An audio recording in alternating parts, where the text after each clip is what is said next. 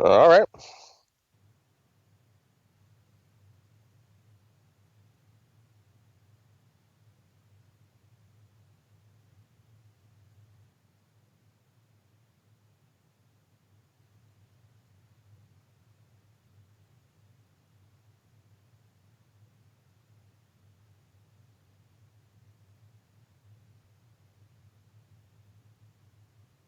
All right.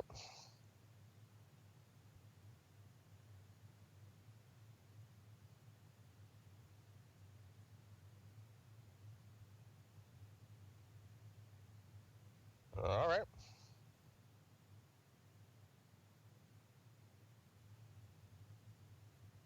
All right.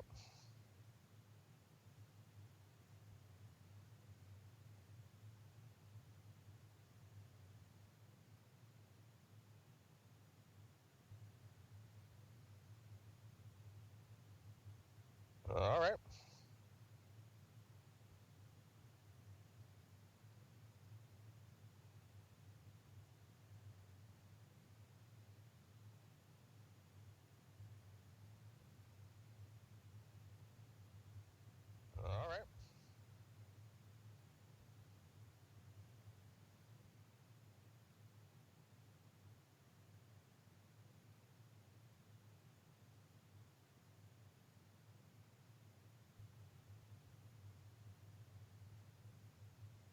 All right.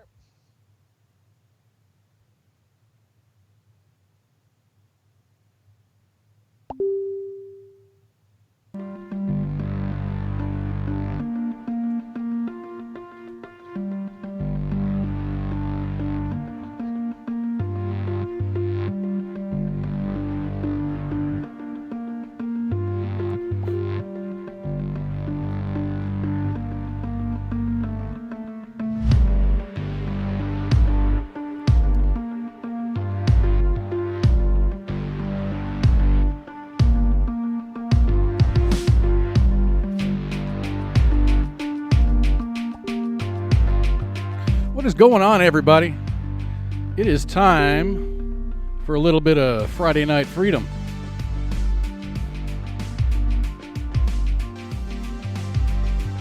What is going on, everybody? It is time for a little bit of Friday Night Freedom. Hello. I thought I heard that twice, but I think we're good now. All right. Sweet. Technical difficulties. Just a little bit. It's been a minute since I've done it, since I've pushed buttons, so it's kind of getting back into the groove. Welcome, everybody. This is Kaz, and there's my very sexy-looking co-host there, Pookie. Hey. What's going on, my brother? Not much, man. How about yourself? Oh man, it's been a week. It's been a week. With work and everything is fine, but I'm trying to buy a house, so that's stressful in and of itself. With the financing and scraping together pennies and dimes, nickels, and quarters for the down payment, and I'm just trying to make it work, man. I'm sick of throwing money away on rent, so Yeah, it's true. Looking for a house. Yeah, it's always a painful process. As if you couldn't tell, and I forgot I was gonna intro the show like Minx does. Well, hello everybody. But I forgot. Minx is out this week. I think she's at some kind of a conference learning how to work on people gooder or something like that. How to cut people up. Right, how to cut people up. So she'll be back Tuesday though, for Tied Up Tuesday. So just don't despair. She'll be back. In the meantime, you've got my mug to look at for at least the next couple of hours.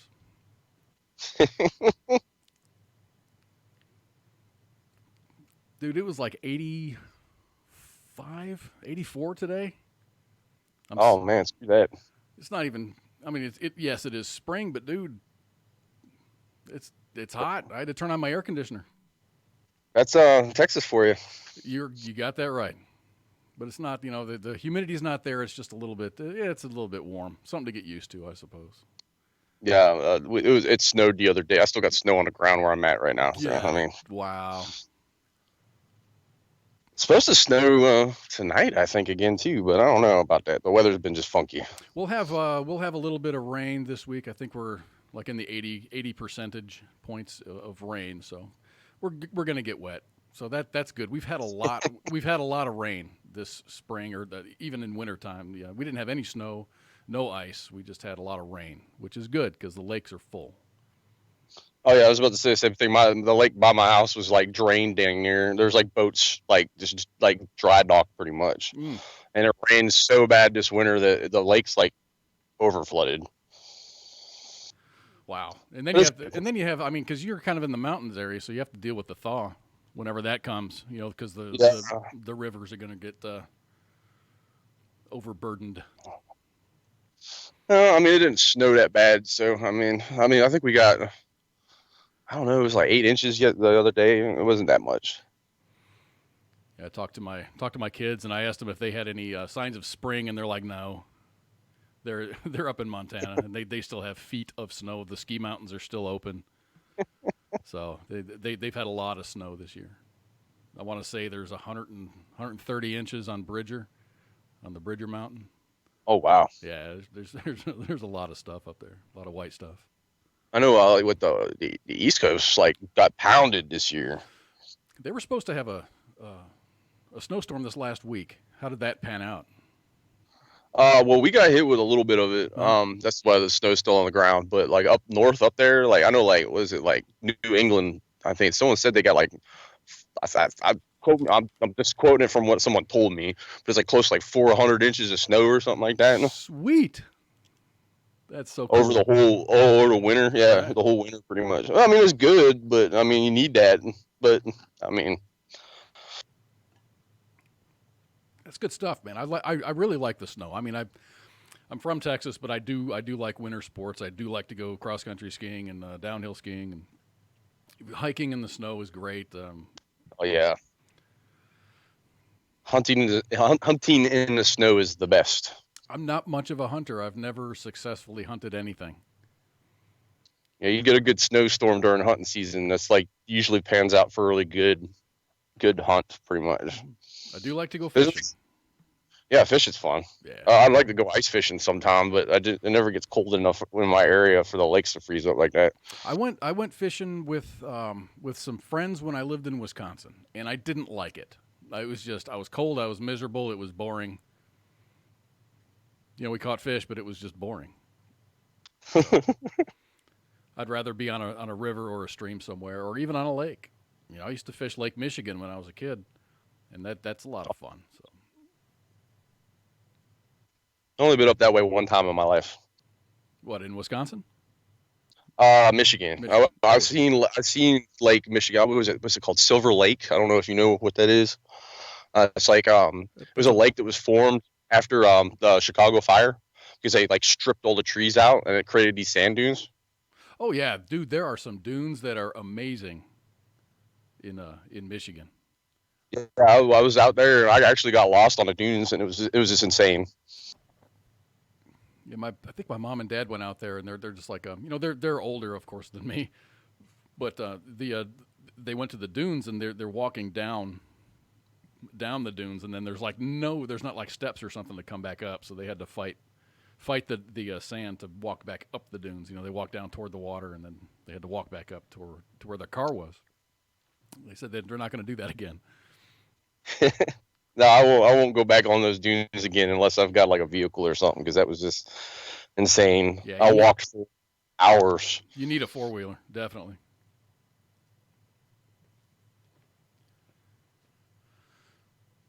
Definitely need an ATV of some sort. Yeah, that'd be fun.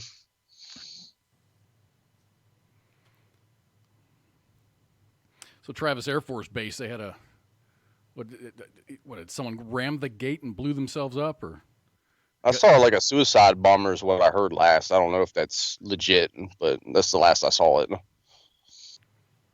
I got a story. It doesn't have a lot of information in it, but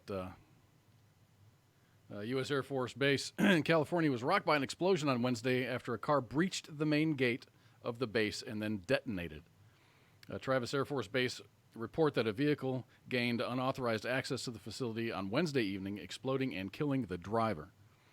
EOD crews and emergency units rushed to the scene after the explosion, discovering that the driver had perished in the blast.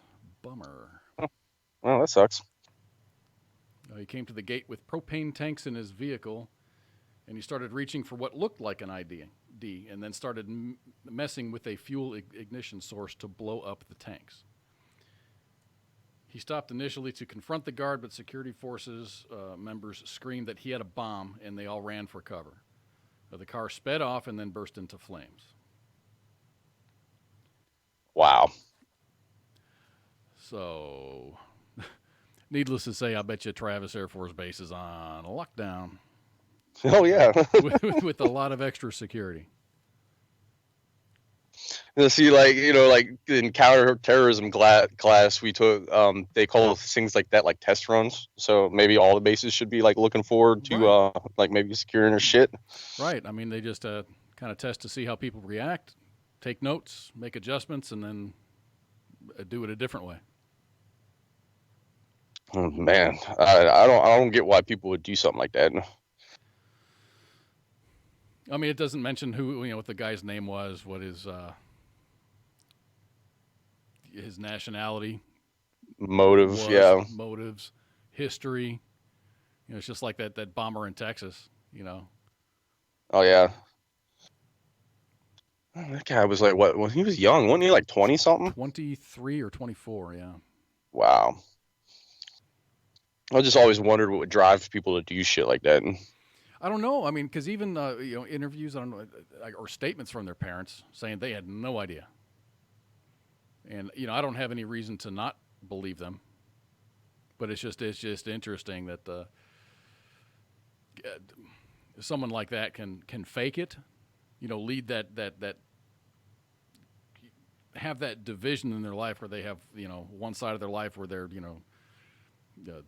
upstanding citizens and the other one is just wanting to mail bombs to people. Well, did you see they released video footage of Paddock in Las Vegas? Yeah, I saw some stills of him standing with a concierge. I guess they were taking all of his luggage up to his room. Yeah, he moved a lot of luggage. Apparently, he was scouting out another concert venue too. Ooh. Yeah, I just saw the still photographs. I didn't know if there was video or if there was details. Yeah, there's a lot. Yeah, there's a lot of video. I saw a video the other day. It pretty much explained like all of his movements, and they tracked his cell phone records. He was like unloading bags at the hotel, and then going back home, and getting more stuff, and then coming back. He was moving like 2 bags at a time. Holy crap! Boy, you think that someone who was paying attention would say, "Man, this guy's got a lot of luggage for staying just over the weekend." Well, apparently a lot of the people that worked like the waitresses or like hosts at the hotel knew the guy. He frequented there a lot, actually. Oh man! But he looked cool, calm, and collect. And the last video you see of him getting off the elevator is, he's got 2 bags, and that's the last video they have of him before the shooting took place. Are there any still crazy? Are there any tinfoil hat conspiracists out there saying, "Oh, this is a fake video"? Or no, I haven't heard anything yet. I mean, I've been waiting patiently for that's what I've been saying. I was like, where's the freaking video at? Like why is it now March and we still ain't seen video of this shit yet? And finally they released it. I was like, oh, okay, well, thank you. It took you long enough. Exactly. I mean, with every piece. All of these videos, I mean, great. They're great to have, but they are evidence, and they do have to be gone over. Not only by the police, but by the FBI and any other agency that wants to look at them, because there's evidence there to be gathered. It doesn't matter how minor it seems, or even as non-existent as it seems. There's always evidence. So I do accept the fact that it does take a little bit of time to release the stuff to the public. Nah, I'm just wondering if we'll ever see footage of that Florida shooting taking place. That's the one I'm waiting for now. Other than the video of the two officers sitting outside? Yeah.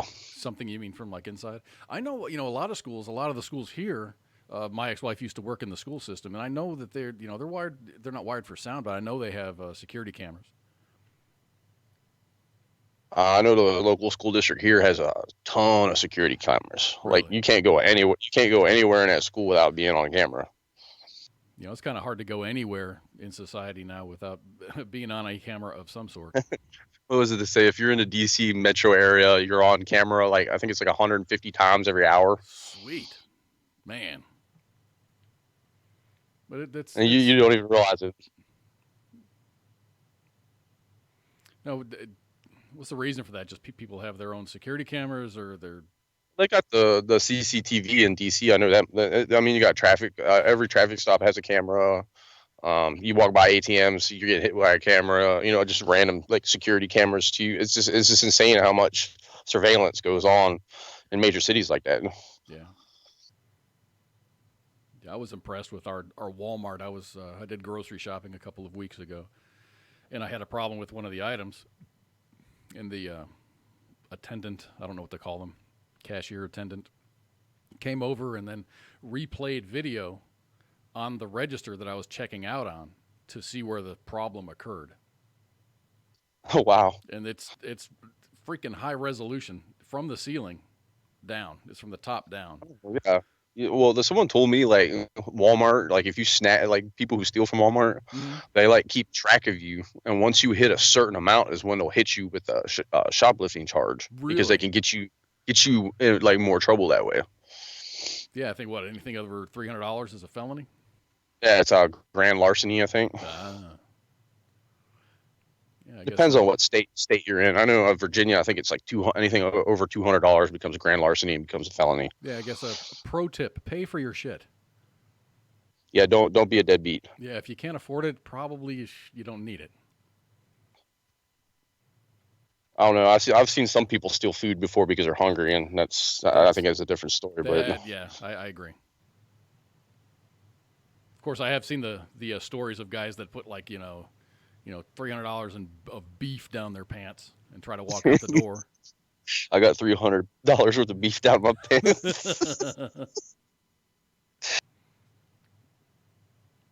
Oh, that's funny. No, I've seen videos floating around of like these ladies. They've got this like system where they like walk in and walk out. You don't even notice it, but then they're like unloading this. They get what do they call them? Think Spanx or whatever it is, and they just stuff clothes up in there and all types of shit. There was one video. I got two things to say. One of the videos was one guy was dressed up like a Bud Light delivery guy, went into the store, loaded up a cart with Bud Light, walked right out the door. No one said a damn thing about it. He just looked like he belonged there. He looked like he knew what he was doing. Walked right out the front door. I don't know if he was apprehended or whatever. They had his picture on one of those. Have you seen this guy? That's epic. He had a lot of damn beer, dude. There was probably 20, 30 cases of beer on that roll around. That's one hell of a beer run. I'm not even mad, dude. That's ballsy. Yeah, do something impressive. I mean, I know Walmart employs people that their sole job is just to try and steal shit. Like it's a product. What's it called? Loss management. Product loss management. So they get paid to go and try to get away with stuff. Yeah, try to purposely steal stuff. I know, like one time, I knew a lady that did it. Actually, she walked into a Walmart and walked out the back with I think it was like $10,000 worth of TVs or some shit. Holy crap! Yeah, but she I mean, it got returned back to Walmart, but they test their security. I mean, it's just funny that Walmart has better security than some of those schools in the United States, but that's whatever. Right. Yeah, I got I live in a not favorable part of town, and the Walmart that I shop at has, just like everything is under lock and key. If you want a razor, you got to go and get an attendant. If you want cologne, all the cologne's locked up. All of the high dollar hair care products are locked up. Makeup. I mean, yeah, you have to go and get someone to come and unlock a case for you to choose your product. That's crazy. But then I drive, about 10 miles south, of me into Arlington, and it's just everything's just on the shelf. Yeah, it's like the Fayetteville Walmart used to be 24 hours a day when I was there, and then they killed the 24 hours a day because there's too much shit going on at night. Wow. So where they close at midnight and open up at 6 or 7? Yeah, they would close down at a certain time. It was nuts. I was like, I've never seen a Walmart close down like that. That's crazy. I thought mine was a 24-hour, and they have a sign on the outside, that has. It's one of those mornings where I woke up. It was like a Saturday morning. I couldn't sleep, so I'm like, well, screw it. I'm just going to go shopping before everyone else gets up. Got into the parking lot. There was like 3 cars there, and some dude was cleaning the entryway. So I'm like, okay, I'm a little bit early. I wonder what time they open, and it said 7 o'clock. So I had to sit in the damn parking lot for like 45 minutes. It was cool though, man. I got in there. It was like a fresh pair of underwear, man. It was like a brand new. All the shelves were stocked. I wasn't bumping into anybody going up and down the aisle. No screaming kids. So 6 a.m. or 7 a.m. is a good time to go shopping at Walmart. Yeah. Don't go at like 3 a.m. when all the drunk people are stumbling around trying to sober up. When you get some freaks out there, man. The people of Walmart.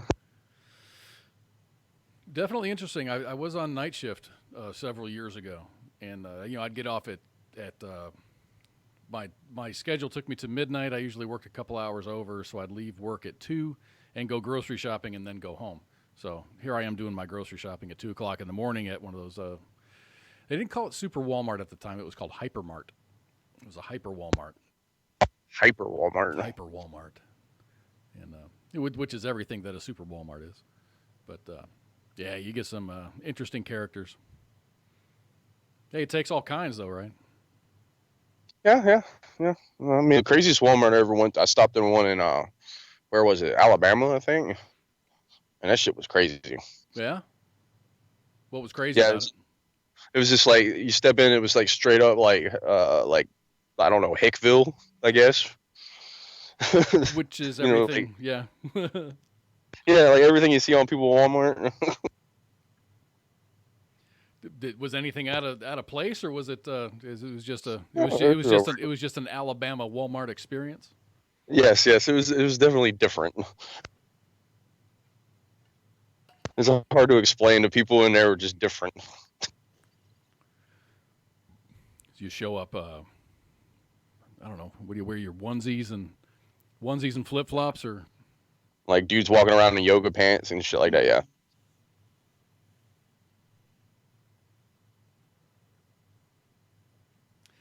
I never did understand that. I don't know. This is some weird stuff. I mean, I seen the guy walk into a Walmart one time. I think he was wearing like I don't know what it was. He had a suit on, like an old 1920s suit. Yeah, but it was like the color of Superman blue. Nice. Like it was insane. I was like, what the heck? And he had like one of them pimp canes walking around. I'm like, oh god, what's going on? Maybe he was a pimp. It was nuts though. I was like, you could see him a mile away how bright he was. It was just like he was just glowing how bright that blue was. Hey man, so the next fashion statement. I think you'd look good in a big old electric blue suit. No. I like the I'm like the guy that like I can disappear in a crowd like in a split second. I like to blend in. I don't know, man. You look like you're about 6'5". Is that true?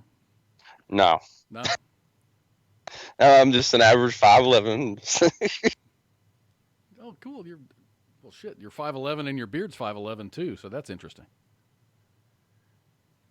Yeah, I think the beard gives me away now. But when I was shaved, clean shaved, and everything, I would just blend into a crowd real quick.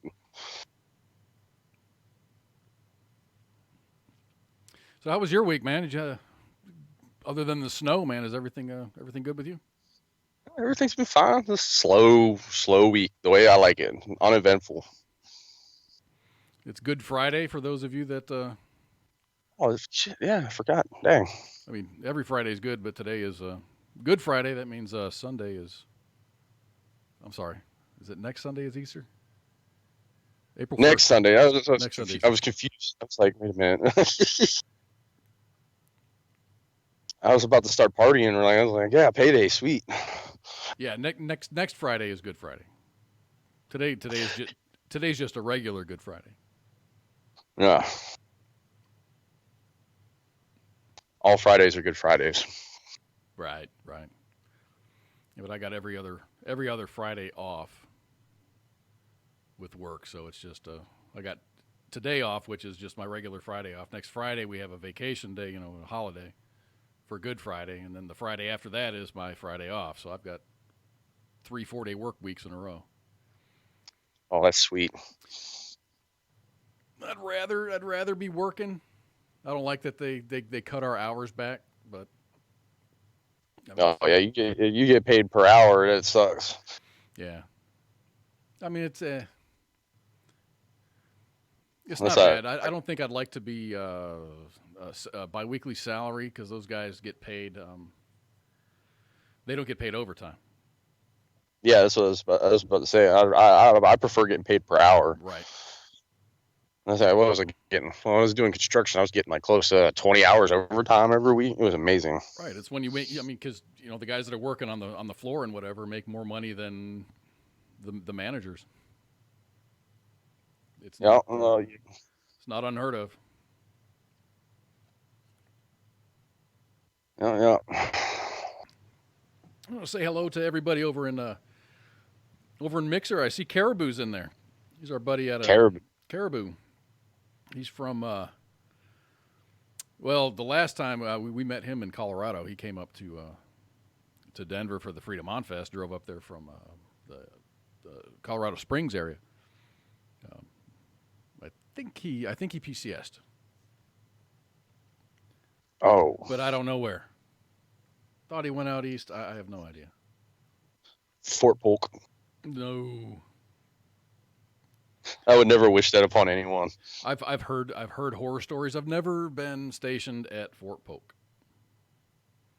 I've never been to Fort Polk. I never did. I drove through that area. I've never been there, but I drove through the area, and it was enough to scare the shit out of me.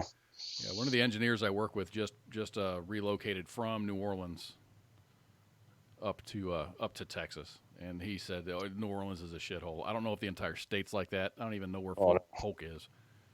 Or if No, Louisiana is actually. It depends on where you're at in Louisiana, but New Orleans is shitty. It is shitty. Sorry for all you New Orleans people, but I'm just speaking the truth. Yeah, I've never been there. It's one of those things I'd like to go, just for the sake of going. Yeah, like, if you go there to Mardi Gras, don't wander off into any of the back streets because you're gonna get robbed.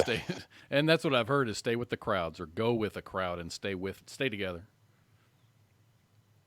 Yeah, I've seen episodes of Cops where fuckers get rolled in alleys, so I don't want that. The best Mardi Gras was down in Galveston. I think they do Mardi Gras down in Galveston too. And yes, Galveston's fun. I like Galveston. I haven't been there a very long time. Galveston and even Corpus Christi was really nice. Well, I haven't been to Galveston in years, but someone told me after the hurricane it hasn't been the same. It hasn't really recovered from that hurricane that came through. That's a bummer, man, because Galveston Island is it's awesome. But the thing is, it's right out there in the Gulf of Mexico. There's nothing there. It's just dirt. it's just a little lump of land. Someone told me it used to be a pirate outpost. I don't know if that's true or not, but hey, let's run with that. That's a good story. I like pirate stories. Yeah, Caribou says he's out at Fort Bragg, the center of the universe. Oh God, I'm sorry, dude. That's another base I've never gone to. I requested to have to go to airborne training. And that Dude, I purposely lived out in Rayford because Fayetteville is just too crazy out there. I've heard stories, man. I haven't experienced it firsthand. No, it's nuts. I swear I never seen the DUI ticker go above like 10 days. I think. I mean, it's just Fort Bragg. I remember at Fort Campbell we had a deathless days. Going in the main gate there was like X amount of deathless days, and if you get to 101 deathless days, because 101st Airborne Division, then you get a day off or a training holiday. I was there for 3 years. I think we had one training holiday because I mean, because Highway 41A goes right in front of the Fort Campbell area, and it's just there's so many accidents and so many deaths. Not all of the deaths are on 41A, but there's a lot of accidents on 41A. Well, I know I was at when I first got stationed at Hood, I was in 4ID, and at the time, first cav was gone, and our like days without a DUI were like high, like insanely high. And as soon as first cav came back, it just went boom, it destroyed it. As soon as all the cav men came back, cav men or however ICE does that, they're just out of control, man. I like Fort Hood. I was stationed at Fort Hood. That was my first permanent duty station and my last permanent duty station, and I thoroughly enjoyed it. I really liked Fort Hood. I think a lot of people don't like it. I had some of my best memories there at Fort Hood. It was a good place to be. I mean, you're like in the center of like Texas, kind of. So you can hit Houston in 4 hours. You could hit Austin in about an hour, hour and a half. You know, depending on how fast you drive. You know, San Antonio was right around the corner. You know, it was a nice location. Yeah, we do shit. We do MWR trips and come up to like Six Flags here in Arlington from Fort Hood. It was an easy drive to Austin, easy drive to Six Flags down to San Antonio. Yeah, it is. You know, it's the center of the state, so you're good to go. There's always something to do. You know, there's always a river to fish, or you know, go down to the Guadalupe River and float down the Guadalupe, the Guadalupe, which is a lot of fun. And you can go right down because the Air Force has a campground down there, so you pay $5 or $10, pitch a tent, or string a hammock up across a couple of trees, and just have a good time. There's always a lot to do. I think the people that don't like the base that they're at just don't take advantage of their surroundings. Like Korea. I loved Korea. I had a great time in Korea just because I went out and saw the country. If you're just staying at your post, if you're at Camp Hovey and you stay at Camp Hovey, yeah, your experience is going to suck. Going down and seeing, Jeju Island and going up to the DMZ, it was awesome. Yeah, well, my experience from all the guys that went to Korea, the ones that said it sucked were the barracks rats, just chilled in the barracks the whole time. Yeah, it's easy to be a barracks rat. I mean, I don't know what they do now. I mean, used to have ration cards for booze if you wanted to. I think we were limited to like four bottles of booze a month, or 4 cases of beer. Oh, them guys get crazy up in Korea. Yeah, cheese and peanut butter were on the ration list. I forget. Cigarettes were rationed. Someone told me honey is expensive over there. Really? I don't remember, man. I've been in. Where was Korea? Korea was the end of my first tour. My first enlistment. That was probably late 80s, 88, 89, or 89, 90. Oh wow! Yeah, I was learning to walk around that time. Yes, it crossed over with the Gulf War because I was on PCS orders to go to Fort Lewis, Washington. The Gulf War kicked off, or Desert Shields kicked off, and we got stop lost. So I ended up spending 18 months in Korea as opposed to 12 months. Oh, the almighty stop loss. Yeah, which wasn't bad. I mean, really, it didn't bother me a bit. Yeah, I guess chilling in Korea for a little bit of extra time. I never got to go to Korea, which that was going to be my last station, but I got out. I signed death statement, got out, and I was like, I'm done with this shit. I wanted to go. I mean, you know how you fill out your little dream sheet. I wanted airborne training, so I wanted to go to Fort Bragg. I wanted my OCONUS assignments that I requested were Aviano, Italy, and Germany. I saw nothing. Everything that I had on my dream sheet, I saw absolutely none of it.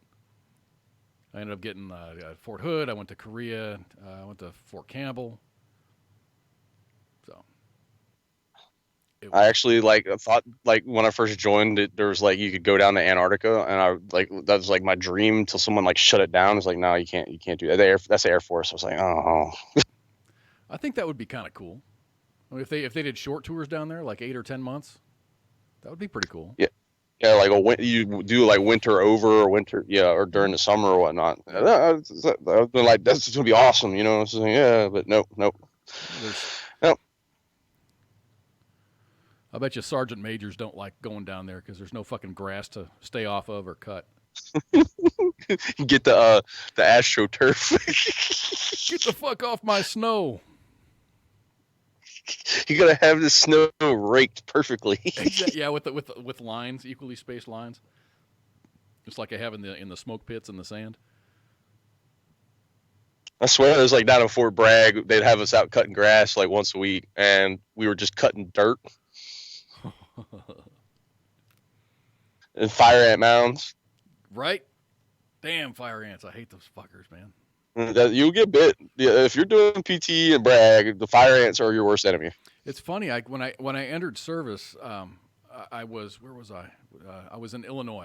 I lived in Chicago, and in Illinois you don't have. I mean, ants are just ants. They crawl around. They get in your shit. They don't bite you. They don't want to kill you.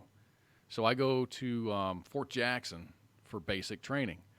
There was a detail to unload sod from the back of a deuce and a half. So I'm like, all right. So I'm like, okay, I'm holding my arms out, and I'm like, load me up. And they're like, hey, man, there's ants all over here. I'm like, I don't give a shit about ants. And they're like, all right. So they loaded me up, and then here I am I'm getting fucking tore up by fire ants. I'm like, what the hell is this madness, dude? I had no idea. I'd never encountered a fucking ant that wants to eat your soul. They're evil sons of bitches. They definitely are. Yeah, I didn't like that very much. There's like two types of fire ants. You got like domestic and imported, and the imported ones are the little ones, and they're just evil sons of bitches. Those are the ones that built the big mounds. Have you ever seen those videos online where guys will go and pour molten aluminum down into a fire ant mound? Oh yeah, it's insane how massive they are. That is so cool. I don't know. You be careful when you're out there fishing, like in like Texas or whatnot. Floating. Yeah, I made that mistake one time, and I poked one with my finger. I was like, "What is that?" And I poked it, and they just blew up all over me. It was just insane. Yeah, especially during when it rains a lot down here, you'll see mounds of fire ants just floating down the river. Yeah, they I don't know how they do it, but they're impossible to kill down there. Yeah, they got rid of malathion. I think it's called malathion, which kills fire ants. And it was very effective on killing fire ants, but it's also a neurotoxin, so apparently it's bad for like kids and shit. Oh, well. So you can't really get a hold of it unless you're a licensed a bug person, exterminator. I always just use gasoline. That'll work. That'll definitely work.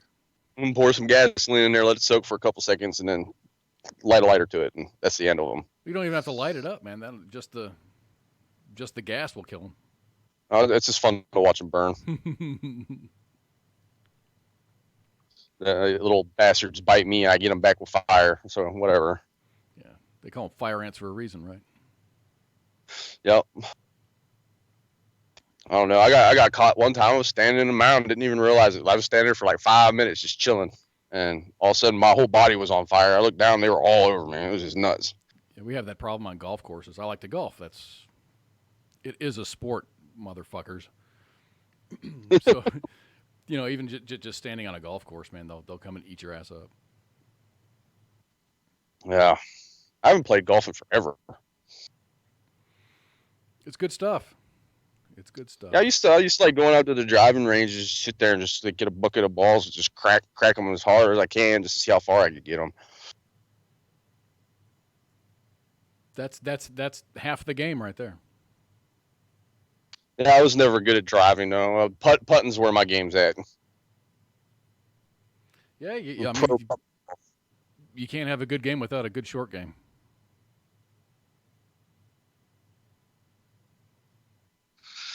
I don't know. Fort Belvoir had a really nice golf course. Oh hell yeah, it's got to. Yeah, I think someone told me the president used to play there all the time. I was like, I don't know, but all right.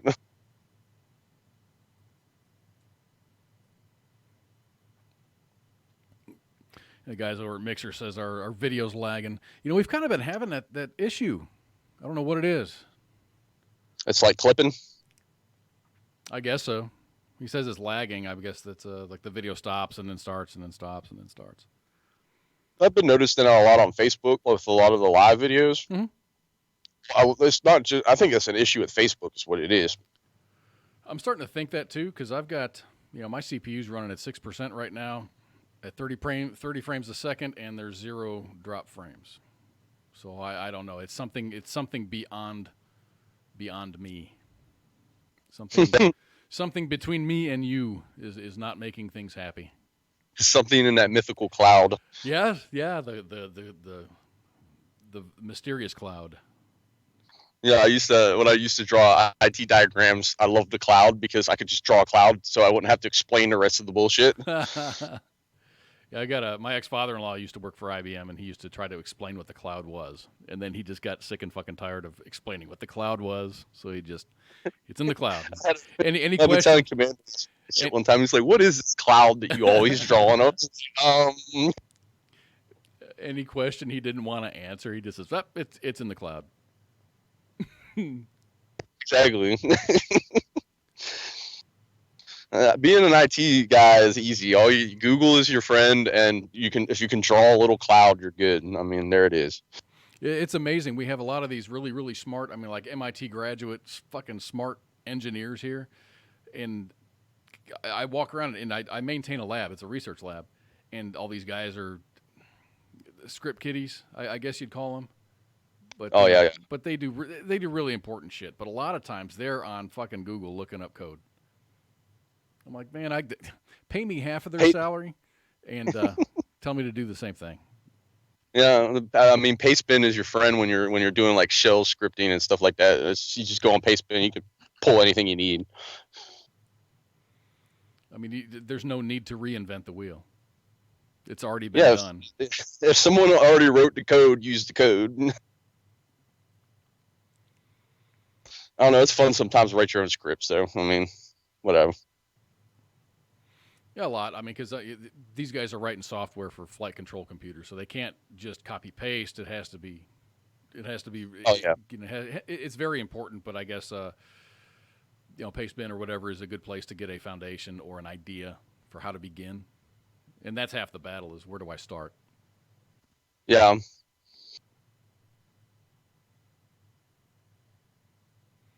Yeah. God, I don't do that crap anymore. Hey man, I gotta blow my nose, so I'm gonna like change the. I'm gonna change the camera to you. There's another picture of Pookie there. Hello. Give me a second. I know, bathe in the glory of my beauty.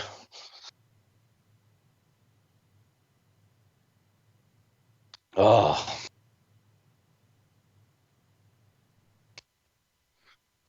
Dun, dun, dun, dun, dun, dun, dun, dun.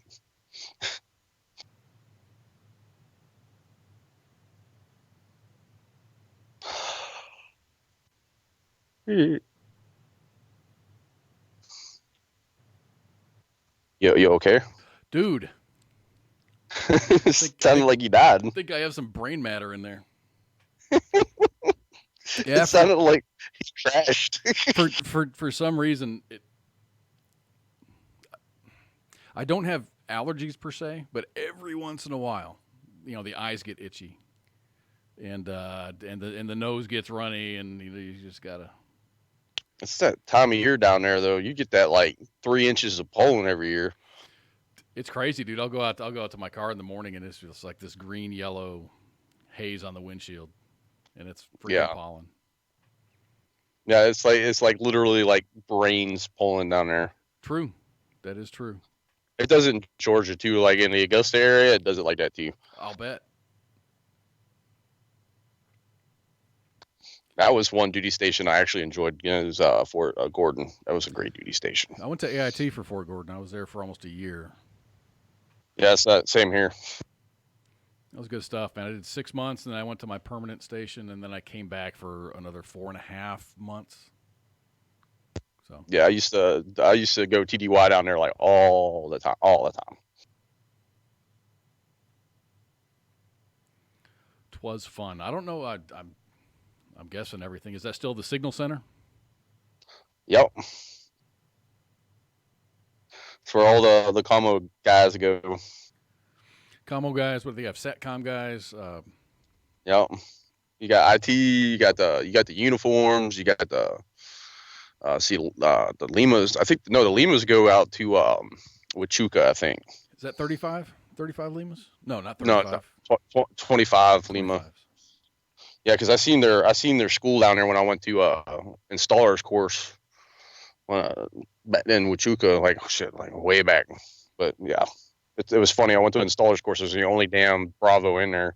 The rest of them were Limas.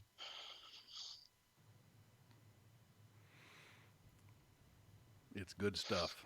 Enjoy your school if you're an AIT at Fort Gordon. hmm Isn't the Masters coming up this weekend or was it last weekend? It's April, I think. Yeah, no, it's coming up. It's in April, I think. Yeah, yeah, it's coming up. I don't know. Can't remember. I always remember it being April, and if we go TDY down there, we'd have to like plan way ahead in advance because all the hotels get rented out and they get expensive as hell, and you just gotta like plan the TDY trip like way in advance. Yeah, we were listening. Did you listen to the show last night? They had Christian Brunetti and No Cash. What the hell is his name? Beyond BYON. Beyond, Beyond, yeah, no, yeah, I was listening to him. He started singing. Oh, dude, that fucker can sing. But Yeah, I saw some of his YouTube videos. he was they're in the Augusta or talking to people that are in the Augusta area and how they kind of round up the homeless and move them away for Masters weekend. Even though they say they don't, so I imagine that is a thing. Yeah, I got a friend of mine who owns property down there in the Augusta area. He doesn't even live in the property, and just for the Masters weekend pays for his mortgage pretty much. Oh, dude, I bet you Airbnb is just booming. Yeah, he rents it out. I think he rents it out to like some pro golfer or some crap like that, and that's it. And he makes enough money to pay for the mortgage on it every year, Right. I mean, just for that.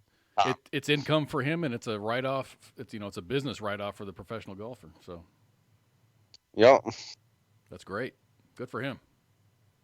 I want to do yeah. I that. wish I would have been smart like that. I wish I would have been smart like that. See, I live close to the Cowboy Stadium and the ballpark for the Rangers and stuff, but not close enough. And even the houses that are in that area, even closer to the stadium, are shitholes, dude. They just built in 1958 and they're just not kept up very well. Sounds like Pittsburgh. Pittsburgh's a really nice city. I haven't been to Pittsburgh in probably I'd say I don't know 15 years. Yeah, I've It's driven been through there. I used to work in Ohio, and then we'd drive down like into Philadelphia, or we'd drive down and have to go through the mountains, and there's tunnels there. And it's like you come out of this tunnel, and then it's just like, boo, fucking Pittsburgh's there. Yeah, It's really it's cool. It's nice. Never spent yeah, time in the city or around Pittsburgh, driven through it. So that's my experience with Pittsburgh. yeah. I had some family that used to live up in Pittsburgh, and we'd go there every now and then. But it's just crazy, Like it used to be really crappy when you get downtown. It'd be like, dude, they had a heroin problem way back when. So I mean, there probably still is a heroin problem, but And that goes with every town, especially every big town. You're going to have your good parts of town, your bad parts of town. yeah.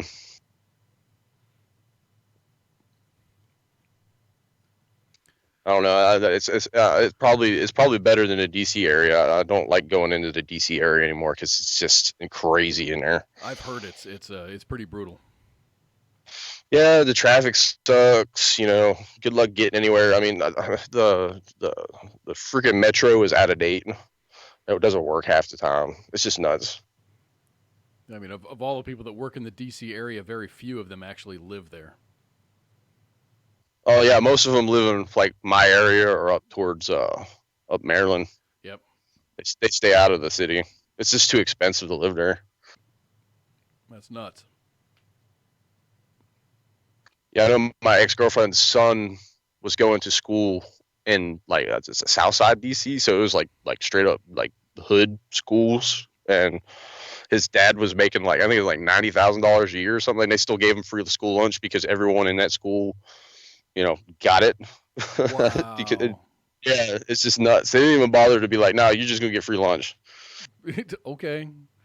I mean, I don't know what is rent. What is rent in the DC area, or to buy a Oh, house? oh my God, some of the houses, the millions. I mean, I've seen some of the apartments. There's some really nice areas in the DC area, like the upscale kind of things. I mean, I was living. Let's see, I was living in the Lorton down there, right next to Fort Belvoir, and I was paying for I think it was a 16,000 square foot townhome. It was like $2,700 a month. Dude, no. Yeah, $2,700 a month. It was a small little townhome, and it wasn't even the nicest of townhomes, like. But I think that house sold just recently. It was like $650,000 or something like that. Shit. Detroit's about the same. I mean, Detroit proper is pretty shitty, but North Detroit is really, really nice. Yeah, that's why my uncle lives up that way. He works with the Ford at the Ford plant, and Hmm. yeah, I mean he doesn't live in the city. He drives into the city, but I mean it's real nice. Once you get up into the northern, past Detroit, into the north side, it's nice. But now they have houses like old historic houses in Detroit that are for sale for $5. Yeah, You can yeah. buy a house. You can buy a house for $5, but one of the contingencies of the sale of that house is you have to either demolish it or move it. Move it. You have to move the house. So there's a lot of houses that get moved around. It's nuts. How the hell do you move a house? They do it. The basement stays. The house moves. Yeah. Oh, wow, I just can't picture like they just lift the whole house up and move out with it. That's just nuts. I could never Yeah. picture something like that. Sometimes they're successful. Other times they're not successful. So if you buy the house, you don't get to keep the property, the lot of the property that it's on. I'm sure you get the deed, but then the deed becomes essentially not worthless, but worth a whole lot less. Because I was like thinking to myself, I was like, man, if property is that cheap, I'd just go up there and buy me like a couple acres of land up there and build a farm or something. Yeah, there's no inside inside Detroit. There's not land per se. It's just Okay. residential and very compact roads everywhere. There's not a lot of grass. It's not like New York, but it's not. It's just not. It's not nice. People are fucking great. I love the Detroit people, but man, there's not a lot to love in Detroit as far as looks. I know I flew into the Detroit airport one time, and as soon as I like stepped out of the airport, I was like, oh my God, this place is shitty. It's all right. Like it was a massive pothole just right outside. You were right to step outside of the airport. There's this massive pothole just chilling. I was like, what? Granted, this was like 10 years ago, 15 years ago. Yeah, it's still crappy, but it's a lot of there's a lot of pride in Detroit. So yeah, it's a piece of crap, but it's their piece of crap. Yeah, I guess. Yeah. What's that? What's that? Milwaukee's kind of like that too, I guess. I like Milwaukee. I've never been there. I've heard stories about the place, but Yeah, I like Milwaukee. I lived in a town probably an hour and a half or so north of that called Manitowoc, Wisconsin, and my uncle lives down in Milwaukee. I went to St. John's Military Academy, which is just a little west of Milwaukee. It's closer to Madison. oh, It's it's not bad. I mean, it's just like any other inner city. There's good parts, bad parts, good buildings, old new buildings, old buildings. wow. A lot of fucking churches. Yeah, this is my area. Like some of the houses have been standing since like Civil War time frame. So That's why I like the old houses. I do. I'm trying to buy an old house, but it's either in a historical district where there's a lot of you know you're limited as to the modifications you can make to the house. You have to. It's in a historical area, so you have to maintain the old look. all the the old historical look to it. That's the way it is in Fredericksburg. I don't know if you've ever been to Fredericksburg, Virginia, but it's like that. You go like it's the whole town's old as hell. Mm-hmm. I mean, but they keep like you go into some of the bars and stuff there. They have to keep it to the look. You have to keep it old, and a lot of times that's more expensive than actually updating things. You know. Yeah, I don't want to have a boiler in my fucking in a basement to keep my house warm because I'm not allowed to run coal power. Right. I mean, they allow you to like get rid of the aluminum wiring and things like that. But as far as a lot of the things that you can do to your house, they don't let you because it takes away from the classicness of the neighborhood. There's very few of them. There's a lot of old houses here in the Fort Worth area. Very few of them fall under that restriction. But those are those are humongous houses with like 16 bedrooms, and they're very, very, very, very big, very, very old. Well, there's a few of those old plantations down there in South Carolina that are like that. Yeah. And I stopped at one. I stopped at one time. It was massive. It was like a walkthrough tour kind of thing. And it's just huge. I think I'd be ooked out by ghosts and shit down there. What is that they say about ghosts? Why are they always going to be like old like ghosts from the 1700s? Why can't they be like new ghosts from like the 90s? Yeah. like an Eddie Vedder. Like where's the ghost of Kurt Cobain? Exactly. He died a tragic death, but you never see his ghost popping around going, "Hey." Hey, let's take a break, dude. Yeah, it's that time, top of the hour. It is. It is top of the hour. We're going to take a break. We'll be back in just a couple of minutes for the second segment of Friday Night Freedom. WTF Nation Radio.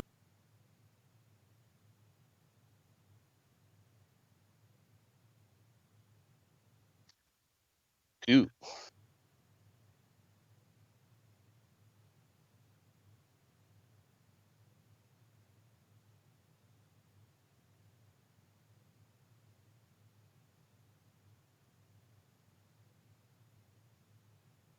All right, cool. This gives me enough time to take care of business.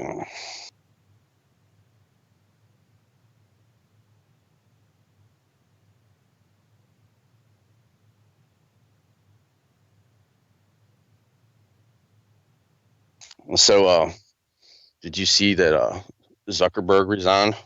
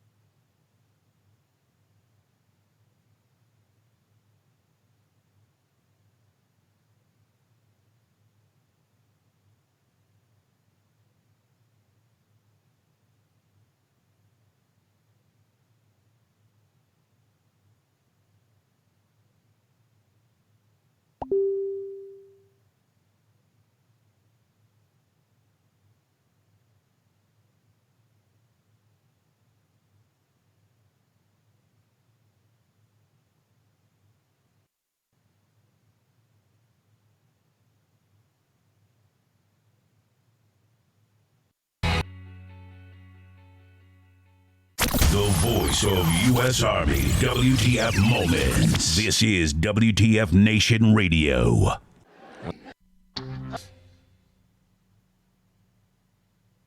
This is Randy Couture, and you're listening to WTF Nation Radio.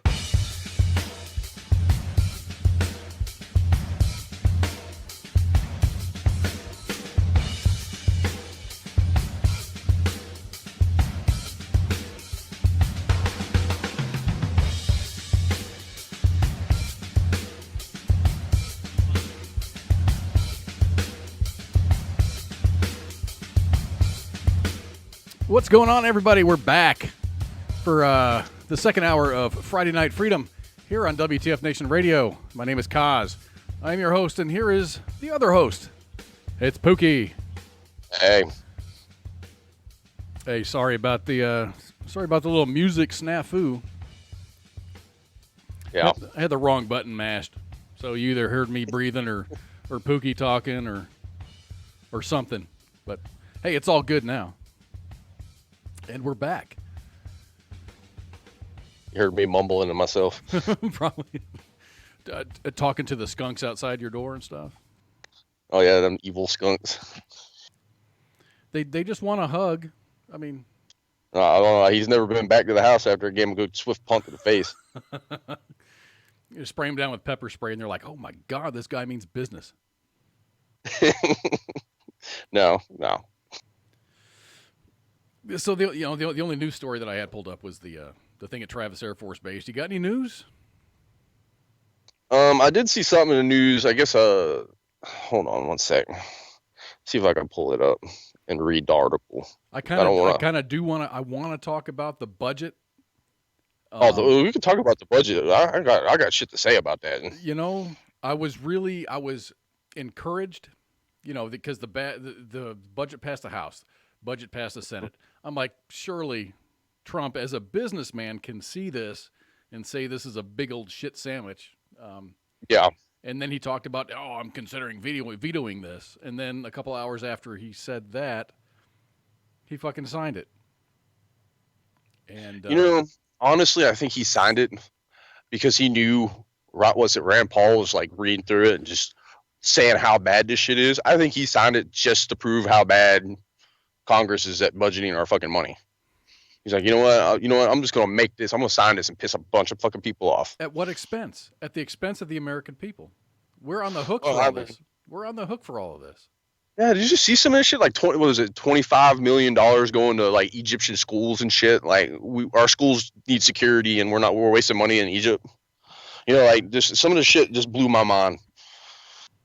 You know, a lot like of people... female LEOs in Afghanistan. I think there's like some of this shit. Like, who comes up with these budgets? Like, why? The tunnel, was that a tunnel project in New York for Chuck Schumer? I mean, things that do America no good collectively. Yeah, we got like bridges collapsing in on and shit. Like, come on now. Trains derailing left and right. Yeah, I don't. I don't see he's got a reason. He's a smart guy. He's not a dumbass. You don't get to where President Trump is and be a window licker. But, dude, really, when the people that voted you into office are pissed off at the fact that if Chuck Schumer and Nancy fucking Pelosi are really happy about the deal, that means someone's getting screwed, and it's usually us. How can you have a Republican in Congress and then control of the House and Senate and lose? See, these, like, technically, I think these omnibuses are actually kind of against how the budget's supposed to work, right? They're supposed to have it separated in like 14 different things, I think. Mm-hmm. And they always want to cram them all together so they can slide their little side projects in. It's like, I've been reading Ron Paul's tweets, man. It's got me dying. Some of the shit. He looked frazzled too, because it's a 2,200 page budget, and he made it a several hundred pages into it. He's like, hey, look at this, page 2. We're gonna put $15,000 for whale fart experiments or some shit. Yes. It's like the spending is out of control. I mean, our government's not supposed to be doing this shit, first of all. Why we spent, they spent, I think, something like it was $200 and some million for spreading diplomacy through Europe. Like, what? Hasn't that been done? Yeah. I mean, what? Some of the things are just like, what? And someone's getting a cut of this shit. Right. This money's going there. There's a percentage of it that's going to wind up, like what was it? Who did the Pentagon lost like $1.3 trillion and they don't know where the fuck it went? Exactly. They can't account for the monies that they've received. And So there's no accountability for the money that they're getting for these budgets, but then we're just spending all this crazy insanity. And this is totally apart and separate from the black budgets. I understand that and dude, you can have as much money as you want for black budgets.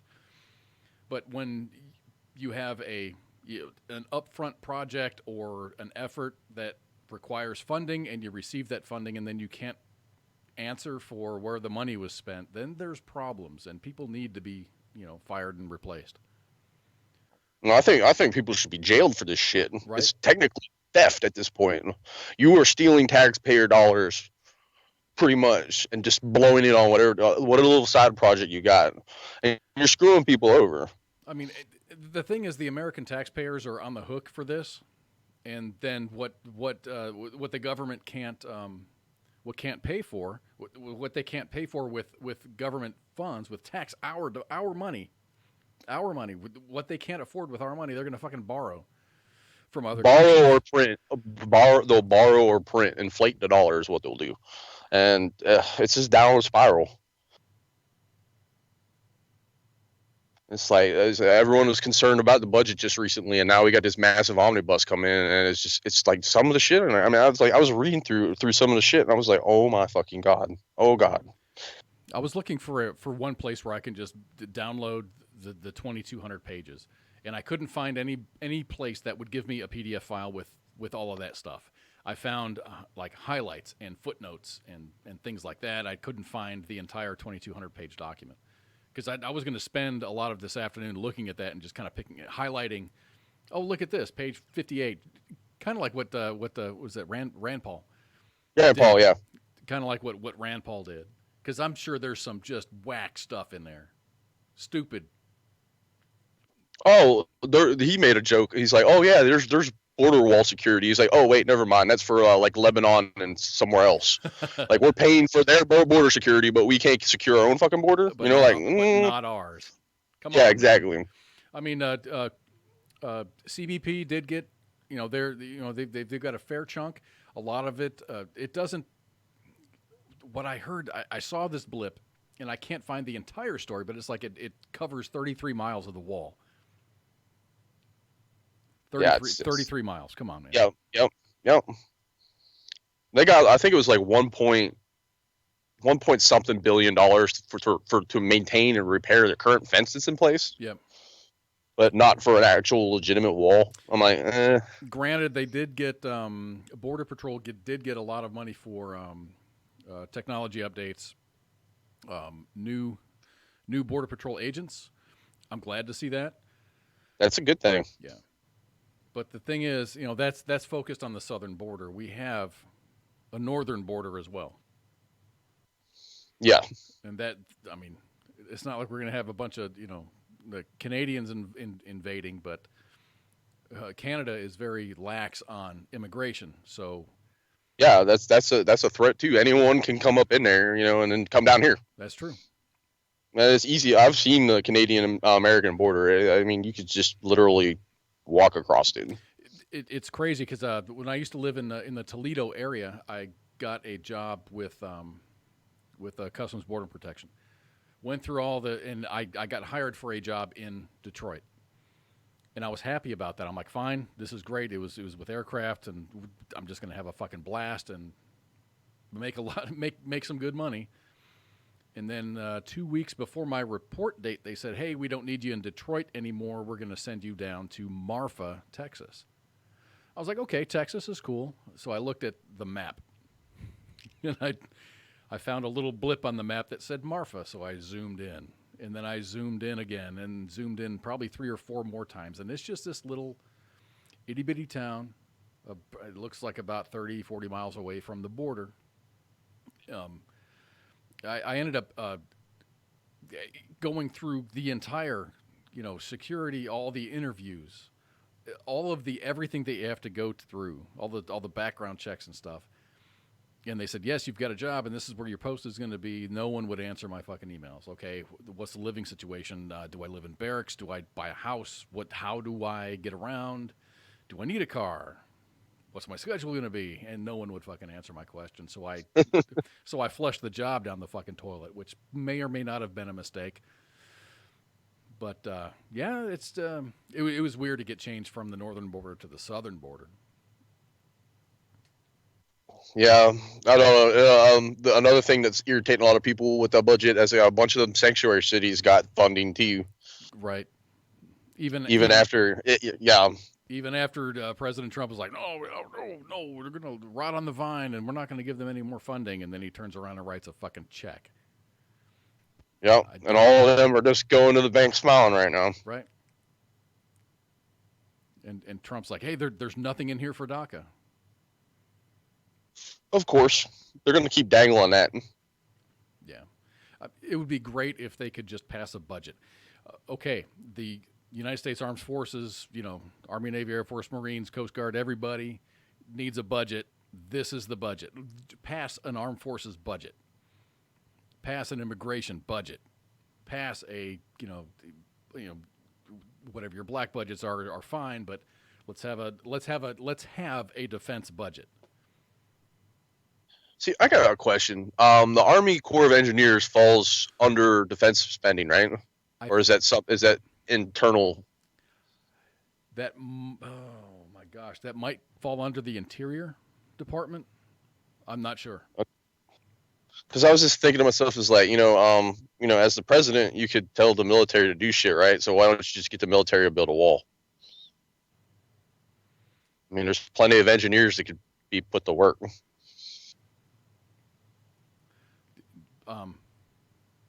You've got a great point. I haven't thought about that, but I mean, didn't the defense budget get like, it was like $1 trillion or some shit like that? Dude, it's an unfathomable amount of money. I mean, because all this is like, what I'd like to do is break this down into real people's terms. Like, okay, this is what, a $1.4 trillion budget. Let's turn $1.4 trillion, let's call it $2,000. And then work a trillion is a million, right? It's a million. Or a billion. So I could probably spend a billion. A billion? No, a million is a billion. So it's 100. No, 100. Huh? A million billion is a trillion. A million billion is, I don't know. I'm just thinking to myself, with that much money, I could spend $1 million a day and never go broke for the rest of my life. Oh, true. It's just there's so many zeros in there. It just it flabbergasts everybody. I mean, me. You don't really have an idea of exactly how much money that is or what effect that means. But when you break it down, when you take some of those decimal places away and work with $2,000 as opposed to 1.4 trillion, which would be $1,400, or we can call $1.5 trillion. Break that down into let's just say $1,500. So out of $1,500 you've got, and then you look at the percentages.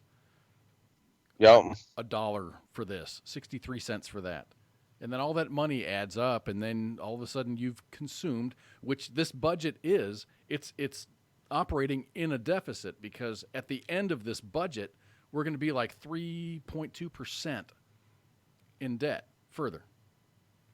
That's just insane. It's like a $1.4 trillion budget, but we're going to be like 3% of that is going to be debt. We're going to be in the hole an extra 3-something percent, 3.4%. It's disgusting. Yeah, it's really disgusting. Like nutritional programs in China, shit like that. Like, okay, we've got like people that are starving in the United States. Mm-hmm. No one talks about that shit. There's kids that need schools. There's kids that, it's not just the security in schools. I really don't think that's as big as a big an issue as David Hogg would make you think. It's the flavor of the day. It's what is on the front page. Yes, there was a tragic shooting at a school, and kids died. I get that, but that's not the way high schools are across the country. Just because Parkland suffered a tragedy doesn't mean the entire United States needs to, alter their shit. It's not cool to be so reactionary. You need to be proactive. It sounds like the military almost. Yeah, a little bit. The military is very reactionary.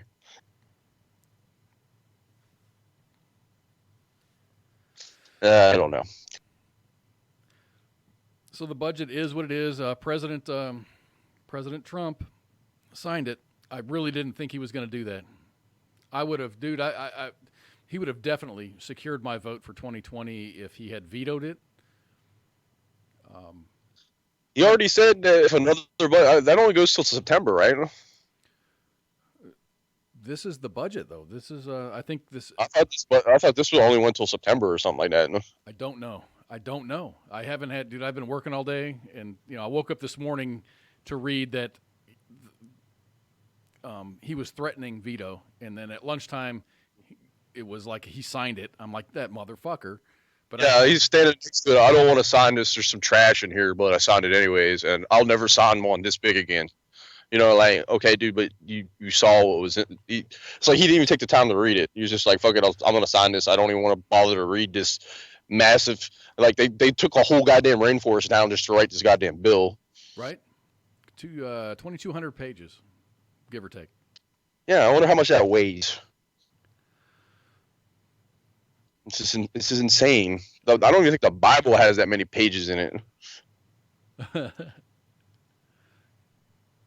It's just it's amazing to me how much all these folks in Washington are there to make laws and to enforce laws. But once you cross that border into the DC area, your brain goes blank. You have no concept of what you're doing because the laws that they're passing, they're not subject to. For example, Obamacare. They've got, in this budget that they just passed, everybody gets a fucking raise. All these Congress fuckers and senators get raises. Of course, always. They always, that's the first thing they can agree on. Right. Is a raise. I need more money. Oh, hell yeah, I need more money. Yeah, because they're chilling in like 3-4 multi-million-dollar homes. You got boats, yachts, multiple cars. Yeah, they're always talking about income inequality and shit. No shit, dude. Where's the income inequality between this common American person and that's how I think that's where I think the major disconnect is they are so filthy rich. They don't really know what's going on. They're so disconnected with middle America pretty much. There's very few that are. I really like Rand Paul because listen to the other one, Scott Growley, the South Carolina guy. I'm probably pronouncing his name wrong. He's always ripping into government aid. Trey Gowdy. Yeah, there's a bunch of them that are up there that are actually trying to do good, but the rest of them are all old, corrupt, and that's why we need term limits and shit. I'm a really big. Dude, 8 years, good or bad, you're gone. Thank you for your service. Exactly. Enjoy. No retirement. That retirement shit's stupid too, I think. You could literally do one term and collect retirement the rest of your life. Right. Like, I wish I could work a job for, 2-4 years? Collect a dang pension the rest of my life? Dude, I've been in the workforce since the Army for 20 plus years, and it's just like... Yeah, their pension's like 3 times what the national average household earns. Exactly. I don't get it, man. I don't play that game, and I don't get it. It's a great game, but it's just like you have to sell your soul. Yeah, you gotta, yeah. And all of the sacrifices that you have to make. Just I'll agree with you if you support me in these 3 things. Yeah. No. See, that's why I can never be a politician because I'm a little bit more like old school. Like, I'm just gonna lob your head off and just do it Viking style. I don't agree with you. To the battle pit. In this corner we have Pookie. In that corner we have some other fucking politician. Pookie really wants to have increased funding for the VA, and this other guy wants to cut funding for the VA because he wants to build a bridge. Let's get it on. Battle Royale. C-SPAN would have the best ratings in the world. The fucking winner gets funding. How bad do you want it? Yeah. That's old school tactics. The biggest, baddest motherfucker got what he wanted. Right. So what else? What else are we going to talk about besides the budget? There's a school apparently in Pennsylvania who thinks that arming kids with buckets of stone is a good countermeasure for active shooters. So they're going to give kids rocks? Yeah, they're going to give rocks to throw at the shooters. I guess if there's an active shooter, they're going to throw rocks back at a guy with an AR-15 or a pistol, Wasn't that was it in Pennsylvania or was that in Philadelphia proper? No, it was Pennsylvania. It was called Schul something Blue. Oh no, I had an article pulled up and I got distracted with talking about the budget. You got me riled up. But yeah, the superintendent's like catching flack for it. I guess I think it's a stupid idea personally, but whatever. So it was if I understand correctly, it was a school superintendent that suggested this. Yes. Oh, okay. I thought it was a lawmaker in the state that said, let's just give the kids rocks. Yeah, let's fight back with the rocks. That worked well in Israel.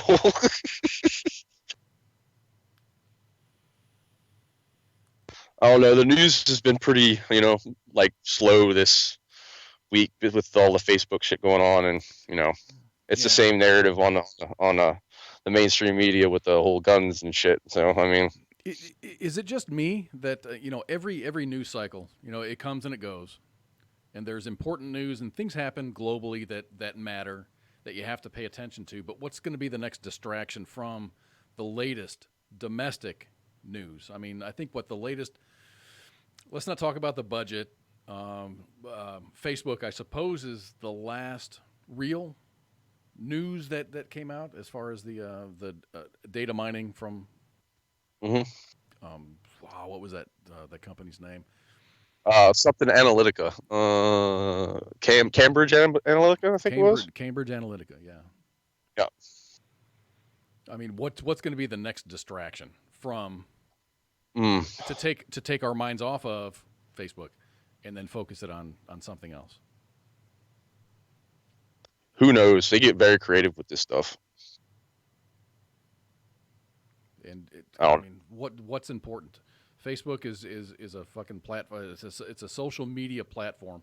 Granted, we're using it. You're enjoying our show here at WTF Nation Radio here on Facebook Live. That has been involved in some shady shit, and Zuckerberg said, this is fucked. I mean, even he said this is fucked up. Did he do that because he got caught? I'm thinking yes. But now he's in a pickle because he has a multi-billion-dollar, if not trillion-dollar industry. That's stock price is really fucking suffering. Oh yeah, I think he lost it was close to $6 billion in a matter of days. The man himself lost that much money. It's amazing. It's insane. Just imagine looking at your bank account and $5 billion just vanished, overnight. What would you do? Well, and that kind of goes back to the budget thing. I mean, you look at this, $1.4 trillion budget. No one really understands all of those zeros.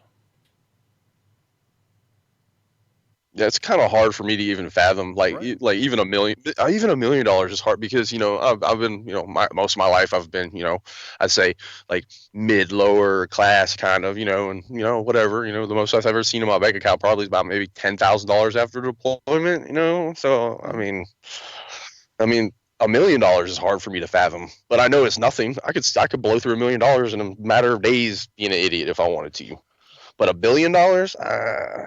Yeah, I mean, let's just say your net worth is $10,000 because you've got $10,000 liquid in your checking account, and you lose 10% of that. You've lost $1,000. Yeah, that's still to someone that's a lot of money. It is.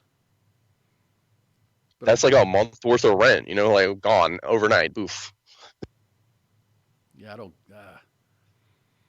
Well, I mean, I don't disparage Zuckerberg. I mean, he built something and he's made himself a lot of money. I don't get into the class warfare thing. Mark Cuban. Mark Cuban's the same way. He sold a program, a platform on the internet for a shit ton of money, and he's made a lot of money off of making that money. Now he owns the fucking the Dallas Mavericks, and he's got a really great house, and he's doing well for himself. I don't It's like disparage that. Elon Musk or whatever his name is, the guy that started PayPal. Elon Musk, Uh, yeah. Yeah, launched a freaking car in outer space. I mean, when you get money and you use it right away, you can do great things for humanity. But then there's some people that are evil just inherently. So do you suppose that, I mean, as far as Elon Musk goes, yeah, he's made a lot of money, but he's also contributed a lot to society, the global society. I don't know what he's like in his personal life, what his personal goals are, but it seems like he's doing the right thing. Oh, that dude's like my hero right now. If he keeps launching them rockets and landing them like he's doing, I don't care what he does. What's the deal with him removing his Facebook? Did he removed his Facebook, or was like the entire SpaceX? And I think SpaceX was deleted. He didn't even know there was a Facebook for it. I mean, I guess it was just like a PAO that was doing it, and with the whole delete Facebook hashtag running around Twitter, he just deleted this shit. And he was like, "Screw it, we don't need that." It's a corporate decision. I mean, he's the kind of guy that would start his own social media platform just for S&Gs, just to rub it in their face. Is SpaceX publicly traded? Is that a public company, or is he still private? I'm not sure. That's actually a good question. And I'm sure he's got his fingers in other efforts. Mm. I mean, when you have that kind of money, you can, you can throw your money around anywhere you want. But it'd be interesting to, you got to follow the money, see where. If you follow the money and you find out where the money's going, you can kind of, through some deductive reasoning, you can figure out, okay, this seems to be important to him. Well, yes, like Bill Gates was big on that whole malaria thing in Africa, which I was always good. A lot of people talk smack about that, like, "Oh, you're giving kids autism." I'm like, shut the hell up. He's trying to do a good thing, leave him alone. He is. I think Bill Gates has got his heart in the right place. Matt Damon also has his heart in the right place. Fucking Ashton Kutcher, they have their good focal points. They're with their focus being on either malaria or human trafficking or water. With Matt Damon, he's focusing on usable water in places. Yes, that's good. That's good. But what's funny though is you see these people. They're like entrepreneurs and they've made it big and they've made money through businesses and they go do things for society, right? But then you've got people sitting up in political positions and they're not doing this shit. They have all the tools to make a difference, and they're not. And I don't want to put everyone in the same box, but it just seems like everyone. How do you collect a salary of let's say it's $200,000 a year, but then your net worth is, tens and tens of millions of dollars? Yeah. Do you need that paycheck? I mean, hasn't the president pretty much signed over all of his paychecks to charity so far? President Trump does not collect a paycheck. Anything that he gets, legally, he has to take $1 or some shit like that. Right. But he gives it away. I don't know exactly what his dispersions. I'm searching for the word. I don't know how he disperses his money. I think he just chooses a random thing and donates to it, which is fine. Maybe WTF Nation Radio's on that list. That would be cool. That'd be cool. Yeah, fund us for the next foreseeable forever. I mean, dude, really, $20,000 would take us a while to consume. We actually budget our money. Absolutely. We have. I mean, we're incorporated. We have very smart people that manage our funds and pay the bills. Keep the lights on. We have to keep the lights on. Exactly.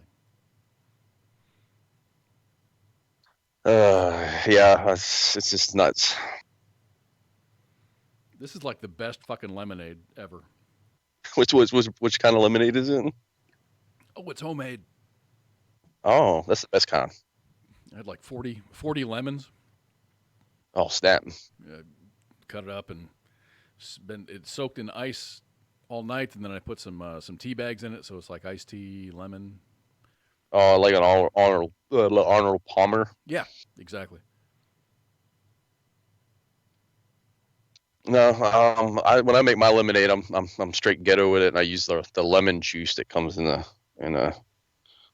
pre-squeezed. The little squirt bottle. Yeah. Hey man, whatever gets it. Yeah, I just I really wanted some real lemonade, so I haven't had. I squeezed probably 20 of the lemons and then just cut up a bunch, and it's been soaking all night with some tea bags in it, and added sugar this morning, and Yeah, that sounds good. it's really good stuff. The diabetes. Diabetes. I don't know, man. Ooh.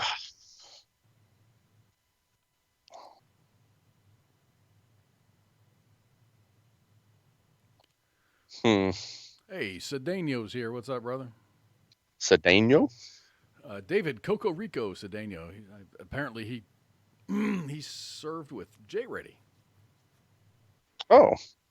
Pops in from now and again. He sent a message to the radio page talking about PTS symptoms being associated with head injuries, and he called it. His doctor said, he wants to have a CTS scan. Well, it took them forever to figure out my TBI. They figured it out by looking into my eyeballs or something like that, the way my pupils dilate. Yeah, it was PTS symptoms, being stemmed from like head injuries, but he called it something else. See, I think he said CTI, but CTI, like a brain scan with some other tests would determine whether it's this, that, or the other. And I've been looking into it. There's so much information out there. Oh, they really stepped up the whole TBI screening. Like when I first came in, it was like no one ever talked about that. And then over the next couple of years, it was it started building up and ramping up. They started having a TBI clinics and everything like that. I mean, that's a big deal. I had a brain injury, a head injury. There's a big fucking scar on the side of my head. Yeah, I got one too. so I when I filed for my disability, I mentioned possible TBI injury due to my head injury, and they never really looked at it. They just kind of looked and go, yeah, you got a scar. I got visual markings. Yeah, but then I didn't get rated for it. I got rated at 0. Well, so, see, a lot of people don't realize is that 0% rating is still good to have on the paperwork, because if you do have any issues down the road, they'll treat you for it. Yeah, I've got, after our last, one of our last shows, we had the American Legion, the guy from the American Legion on it. And I went that night, and I joined the American Legion. $25 a year. I'm not going to, it's $25. Great. So I'm waiting for my packet to show up, and I'm going to have them help me out with an appeal. So I'm going to appeal my decision. I've got probably 8 months or so left in my appeal process. You can appeal at any time, but I'm in the window. I'm within the 1 year window for appeal. Oh yeah. I mean, once they give you a 0, your 0 can always go up too. I mean, yeah, I've got a buddy that I worked with that he was in the Marine Corps, and he was rated at 60% for multiple things, most of which was his back. And then he said, "Well, fuck it, I'll just file an appeal." So he did all the stuff himself. He didn't go through DAV or American Legion or any other the veterans organization. And they said, "Okay, here's 80%." They upped him to 80% and then gave him back pay. Oh yeah, well, wow. So he's like, "Okay, I didn't want 80%, but thank you." And with 80%, I guess after a certain percentage of disability, you get, depending on the state that you live in. I mean, he doesn't have to pay like for his driver's license renewals or his license plates. He doesn't have to pay for those. Oh, well, that's definitely not the case in my state. And they'll try and get you for everyone for everything they can get. Gotta love the Commonwealth. I was going to say you live in a Commonwealth, so that's one of those things. Yeah, they'll tax you for sneezing funny.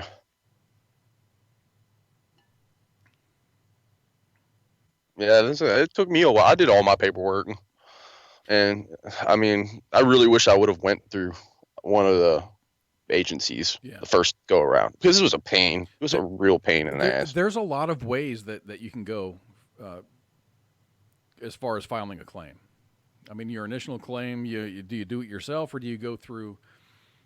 There's companies out there that'll do it for you, but I mean, I'm sure they're fee based. I'm not sure what the American Legion offers or DAV offers. I know DAV, you got to be a member, and that's so many dollars a month or a year.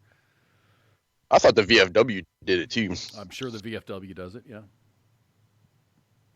We had American Legion on. It would be great to talk to a VFW rep.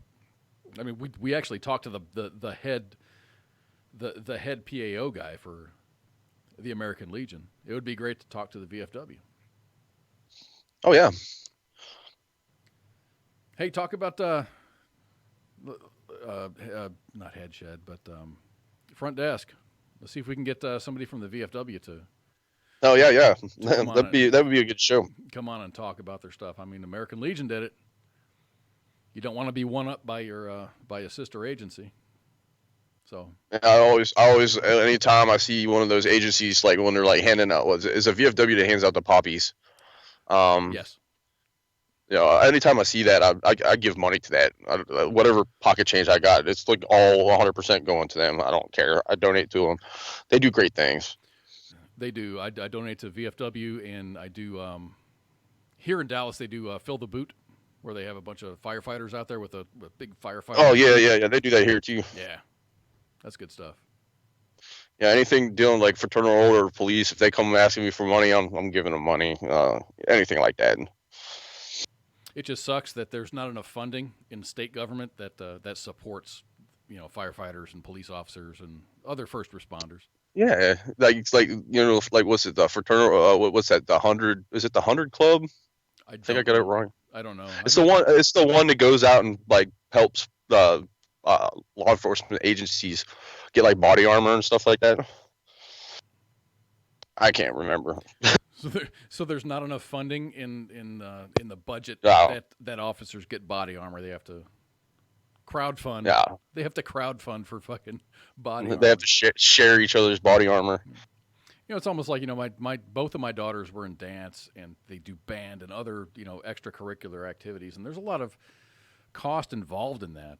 But to offset that cost, they sell car washes, or they do other fundraising. They sell cookie dough or something silly like that, just to offset the cost. But I would never picture a fucking a police department or a sheriff's department, fire department crowdfunding for necessary items, life-saving life-saving equipment. Exactly. It's just nuts. It's like a GoFundMe for your local, cop shop. Don't get it. Yeah, but what country was it? Vietnam. $12 million can go to help Vietnam. I think there's like a military or something. Like we can give $12 million to help them out.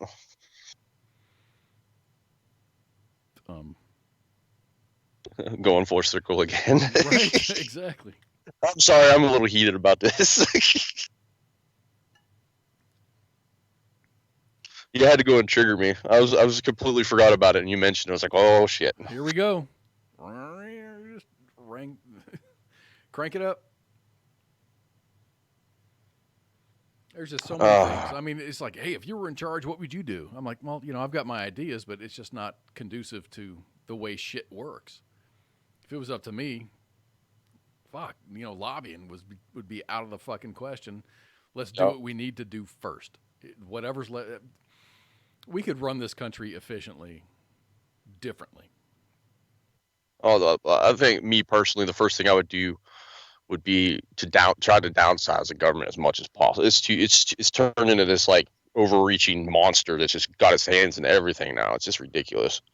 I mean, if you're a scientist and you really, really think that cow farts are the reason that the ozone layer is depleting and that global temperatures are fucking climbing, send out your information, have it peer reviewed, and then do your own fundraising.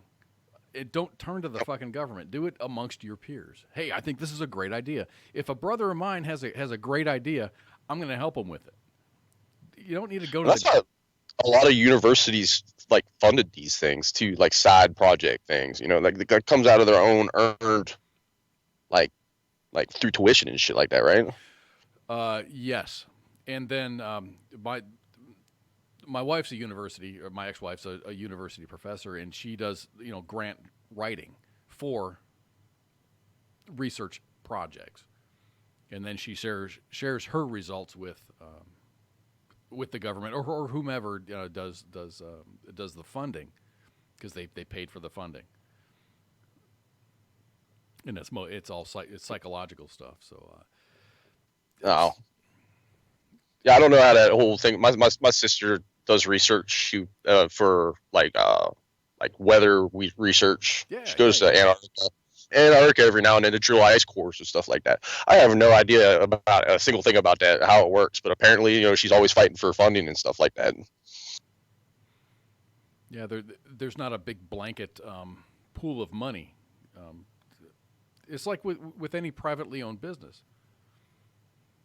You have an idea, you have to fund that idea in order or in the effort to create revenue. It would be like almost like say the government giving Apple money for research and development on their own phones, pretty much. True.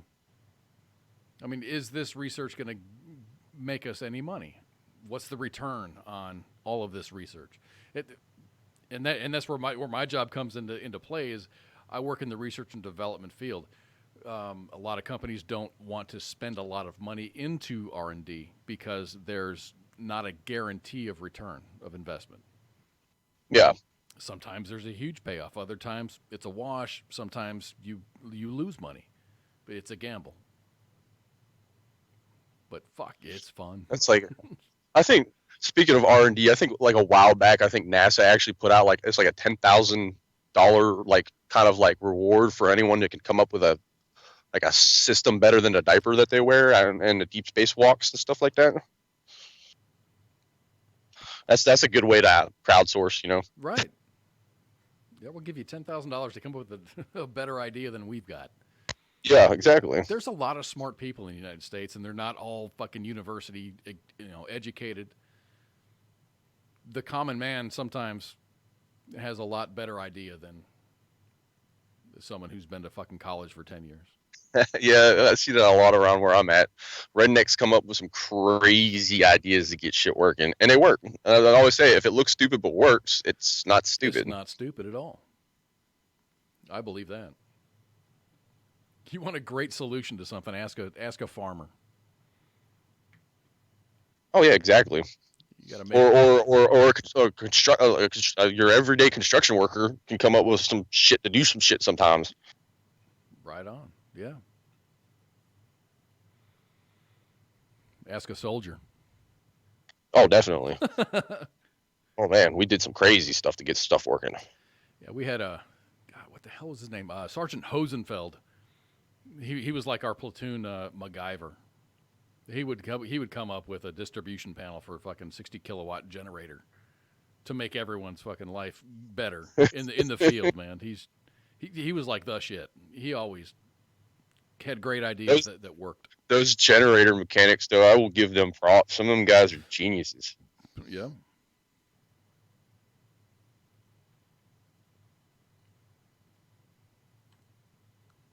I don't know. It's just, there's always a better way to do something. Sometimes you just got to look for it. And your answer is not always in a book. It's in the most unassuming area. The answer. That's how I get mad at some people who've gone to university and think they know everything because they have a piece of paper that states, "Hey, I went to school," and I'm like, Dude, I spent 10 years in the Army and I learned some things that you would never even dream about, and they're not written in books. We have that issue too. We have a lot of MIT grads that come through and do either an internship or they're actually hired by my company, and they're like, "Oh no, this is the way you do it." And I'm like, "Dude, we did that 15 years ago, and it didn't work because of X, Y, and Z." And they're like, "Oh yeah." You know, there's a lot of ground that's been gone over, and just because you've learned it in a book, and yes, it's true in the book, there's different situations. There's always a different configuration that causes other things to happen. So, but everyone's willing to learn. No one's got that big head. At first, when they come in, they're like, "Oh, I graduated from MIT." But then when they start learning how things work and what research we've already done, they're like, "Oh, I'm just going to." That sounds. I'm going to sit very, over here. Very familiar with the military. You got some of these brand new butter bars coming in thinking they know everything. Right. And then a fucking PFC goes, "No, sir, and this is why." Oh man! So what do you say we take another break? It's that time again. Wow. Refill your beverages, and we'll be back for the third hour of Friday Night Freedom here on WTF Nation Radio. Oh, do I have a break? There we go. There's my break graphic. Dun, dun, dun, dun, dun, dun. All right, guys, we'll be back in just a few minutes. Hang in there. WTF Nation Radio. WTF Nation Radio.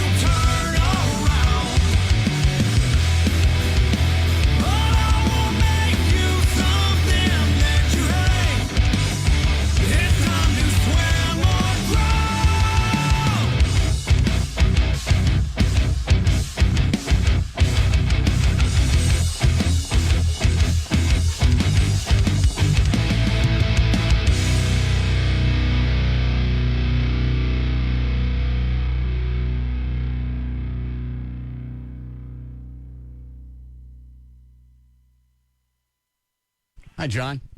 Hey, Ross. Russ, how you doing? Good. Hey, I got a question for you. Okay. Hey, when does the SWAT team actually become a terrorist attack team? Telephone, Everett. I mean, when they come busting in someone's house at 4 o'clock in the morning with no kind of warning, with machine guns, 45s everywhere. What'd you have in your house? 4 ounces of weed. All right, thank you. So what's... You know, I'm not a criminal, man. I smoke pot's the only thing I do. I'm sorry, I believe pot's illegal. That makes you a criminal. And in most countries, I've been into most countries. I understand that. I've smoked pot and hash all over the well, world. it's illegal in other countries. It's illegal here. Right, but, I mean, we all know pot's not a problem. No, I understand that. It's still illegal. It's true. Thank you. Do they have the right to bust down my door, throw a bomb in there, and come in there with machine guns? Is your door laying down right now? I put it back up. Okay, but they actually knocked it down? They knocked it down. I'd probably say they can do it then. But I had to put it back up. And they threw a bomb in my house that exploded. What did it do? Was it a gas bomb? I couldn't tell you if it was a gas bomb. Did it kill anyone?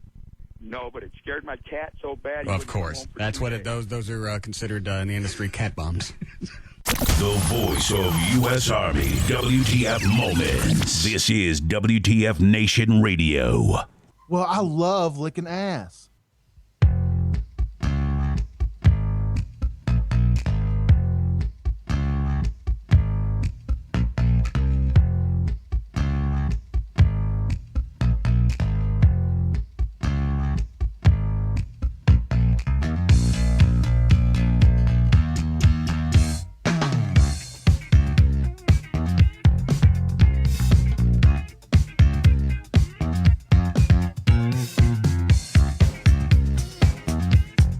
And we're back. Very short break. Thank you all for hanging around. My name is Kaz. This is WTF Nation Radio. This is Friday Night Freedom. I'm joined here by my good friend Pookie. What's going on, brother? Hey, same old. not much has changed over the last 5 minutes. Yeah, it was a really short break, but that's okay. You know, we got our drinks refilled, our bladders emptied, and we're ready for the third and final hour of Friday Night Freedom. Thank you all very much for hanging out, man. This is I don't know, man. Every time, you know, I knew Minx was not going to be able to do the broadcast because she's out doing her like some professional development. But you know, I went to work today, so I'm like, oh, I don't know if I'm going to get off on time. And then I said, yeah, I'll do it. And then it doesn't matter how long you've been doing this. I think individual experiences will vary, but right before a show, my fucking heart starts beating. I'm like, fuck, do I have everything in the right place? Do I have all the right buttons pushed? Am I going to do this right? I don't want to do a shitty job. And then you pull a fucking snafu like I did in the first hour, and it's a lot of fun. It's a learning experience, and I love it.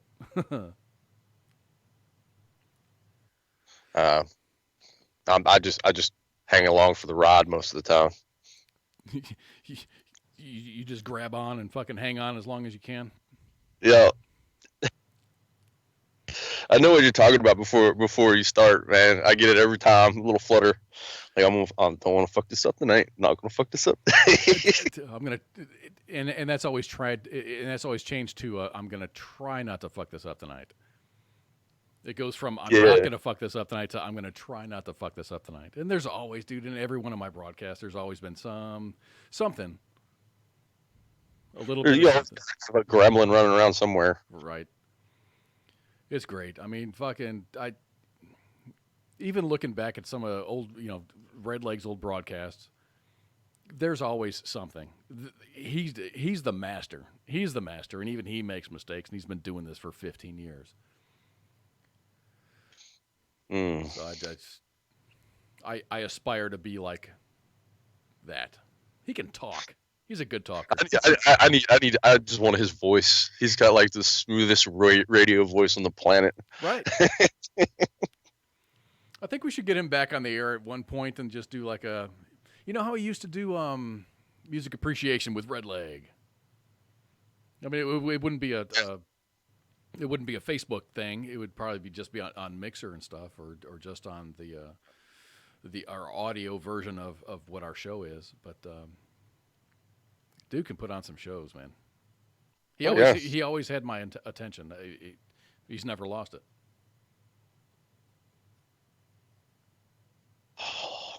And his voices crack me up. And he's got good impressions. He does a really good Bill Clinton. Yeah, he does. Ice always does a really good Bill Clinton, but he can do a conversation between Bill Clinton and George W. And if you want to throw in Kim Jong-un, he can do that also. Yeah, I'm not good at impressions. I mean, I can do a stupid, like a Boomhauer or a Hank Hill. But imagine to have, imagine to have like 3 or 4 voices in your head at the same time having a conversation. That's insane. That's talent. What's there down in Houston? I don't know. Like there used to be like a talk radio show in the morning, and I swear it was just one guy and a chick like doing it, but he would do voices and talk to himself. I can't remember the name of it. God, it was so long ago. But that sounds like fun. Yeah, I mean it was hilarious because this dude would just go off like it was just him doing it. But it's just like, how do you hold a conversation like that with yourself? And you have to have all your lines like pre-planned. And then you have to have your characters separated by voice. You can't roll them over. You know, a lot of people can't fucking drive and tune their radio at the same time. Actually, technically, that's against the law. What, to drive and pay attention to your radio? No. To drive and tune your radio is actually technically against the law. Wow. Yeah, there's it's like some sort of, I don't know. I was taking a Security Plus class. This is what the guy was telling me, because there's this thing called war driving that you drive around looking for like open Wi-Fi networks and to spy around on it kind of deal. Gotcha. That's against the law to do. So that also incorporates somehow weirdly FCC regulation or some weird crap. I don't know how it falls into, but tuning your radio while you're driving is technically war driving. But driving and eating a cheeseburger is not. Yeah, well, you know. Or driving and smacking your kids around in the back seat. I swear one day I was on 95 going up towards the Pentagon, and I looked over. I'm stuck in traffic. I looked over. This guy is literally legitimately reading a book and driving at the same time. I've seen that a lot. I see people. There was one person that I ran into, but I follow pretty much the same route onto work, and there was a woman driving a minivan. There was no one in the back, but on her steering wheel was like an iPad, and it had 2 straps around it like a bungee cord. And she was watching something. I don't know what it was, but that's on her airbag. So if she ever ran into somebody, turn your damn airbag into a Claymore mine. And then I see that, with someone who has a bunch of fucking chakra stones on their fucking. Oh yeah. That's smart. Doesn't that thing like deploy at like 200 miles an hour or something? I don't know, and I don't want to find out. I've never had an airbag deploy on me, so I'm lucky. We had a local radio guy who would do a. It was a joke, like an airbag joke, where he'd put an airbag underneath someone's seat, and then have him sit down, and they'd have a conversation, and then deploy the fucking airbag, and this guy would fucking launch up to the ceiling and then come back down. Yeah, that would hurt. Yeah, so whatever you hear on the radio is mostly shtick. So it's really hard to determine what's true and what's not. Yeah, I mean that's a hell of a spinal compression. Right? I'd be pissed, dude. My fucking back hurts a lot. And I'd be my back's tore up. It'd probably kill me. I'd probably just die. I'd be like, dude, when I'm getting out of the hospital, I'm gonna kick your ass. It might be in a fucking year, but it's like that was that movie Neighbors, where they would rig bags into airbags into like all her chairs and shit. Right. I've got Neighbors on DVD. I haven't watched it yet. I'm Oh, sure you gotta watch it. That's hilarious.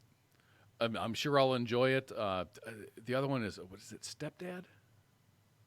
Mark Wahlberg, and God, what the hell's his name? Elf. The guy who played Elf. Will Ferrell. Will Ferrell. Yeah. It's good stuff. That's good entertainment. I always like Will Ferrell's shit. It's always funny as hell. He's good stuff. I mean, I have two daughters, and they really like Elf. So they want to watch like all the Will Ferrell movies. I'm like, the only one that's suitable for you is Elf. Have fun with Elf. It's like Step Brothers, no. Absolutely not. But you know, they're both adults now, so whatever. I did my job up until the time that they became adults, and now they're free to make their choices. And now they probably look at me in a different way. Oh yeah. So I look back on my mom. I'm glad she did what she did with me, because I would have probably turned out to be a little shithead if I didn't. She wasn't like so harsh on me sometimes.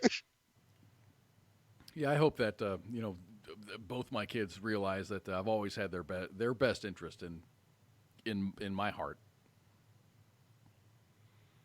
I've got some great kids though, man. Everyone talks about, oh yeah, everyone should be able to, you know, spank their kids. I've never had to raise my hand to my kids. I've never spanked my kids.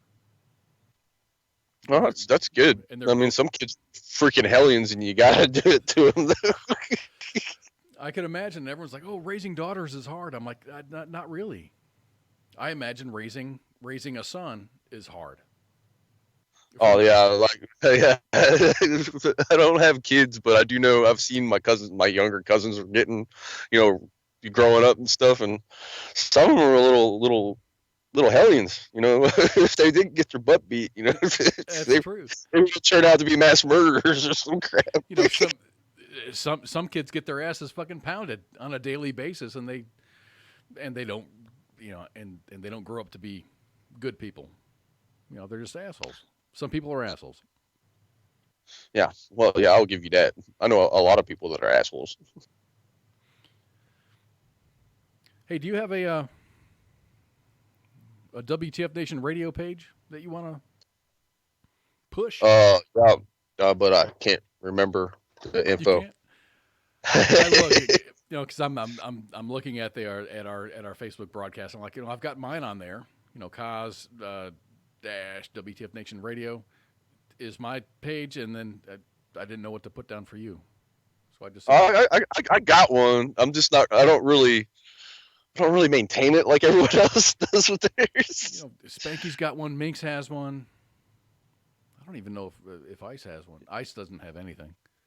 Yeah, you see me pop into there every now and then with my page and say, hey, what's up? But it's hard with my current technology to utilize such technology, I guess. But I heard you know Godzilla. Yes, Godzilla's my friend. If you've been friended by Godzilla, I think you're in the next echelon of stature, and that's on Twitter. Yeah. Godzilla be stomping around on Twitter. You know, if you say something stupid, he's gonna get you. And then our Jose is gonna fucking jump in there and say some words. Jose cracks me up. That dude. He's a ninja. Absolutely, he is. Like, I want to get to his status one day. Just being able to troll people. Jose Tamale status. Yeah, my trolling skills suck. I don't think yours is much off from Jose's. Jose has a little latitude and a little bit of maybe more information, but you're right up there with him. And if we can only convince Ice to get on the Twitter. Yes. No, I think he would have an aneurysm. You'll be like, man, look at these assholes. I mean, dude, Twitter is like its own beast in itself. Yeah, and everyone is like, oh my gosh, Facebook had this Cambridge Analytica, pull fucking data from people's profiles, millions of people's profiles. What the hell's Twitter doing? I don't know. I've heard some shady stuff with like the Twitter CEO saying some things. Mm-hmm. Like they were like dead caught like shadow banning people. Where you I don't know if you know what a shadow ban is, but you're banned. You can post, and you think people can see your stuff, but no one can see your stuff. But you just continue on posting. They do it to trolls a lot. Like the super trolls. I've been a member of Twitter for a while, and I've never paid much attention to it. I might have 500 or 700 followers, and I follow about 500 people. If I ever went through that list, I'd be like, I don't know who the fuck you are. Delete. There's a lot of the bots on there. Like you can say, it's funny though. You say something to someone on Twitter, and they'll straight up say, "Oh, you're a bot." I'm like, no, actually, I'm not. You're a bot. Like that's their argument. Like, okay, thank you. I mean, a friend of the station is Mindy Robinson, and she's been accused of being a bot, and she's everything but a bot. I mean, she's a real flesh and blood person. And then she gets banned. She got banned from Facebook because she's very, pro to, Second Amendment, very outspoken as far as the needs of the country go. But she gets fucking banned.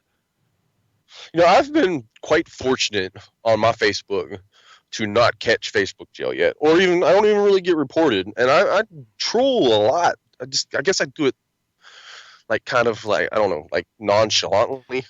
I've been banned.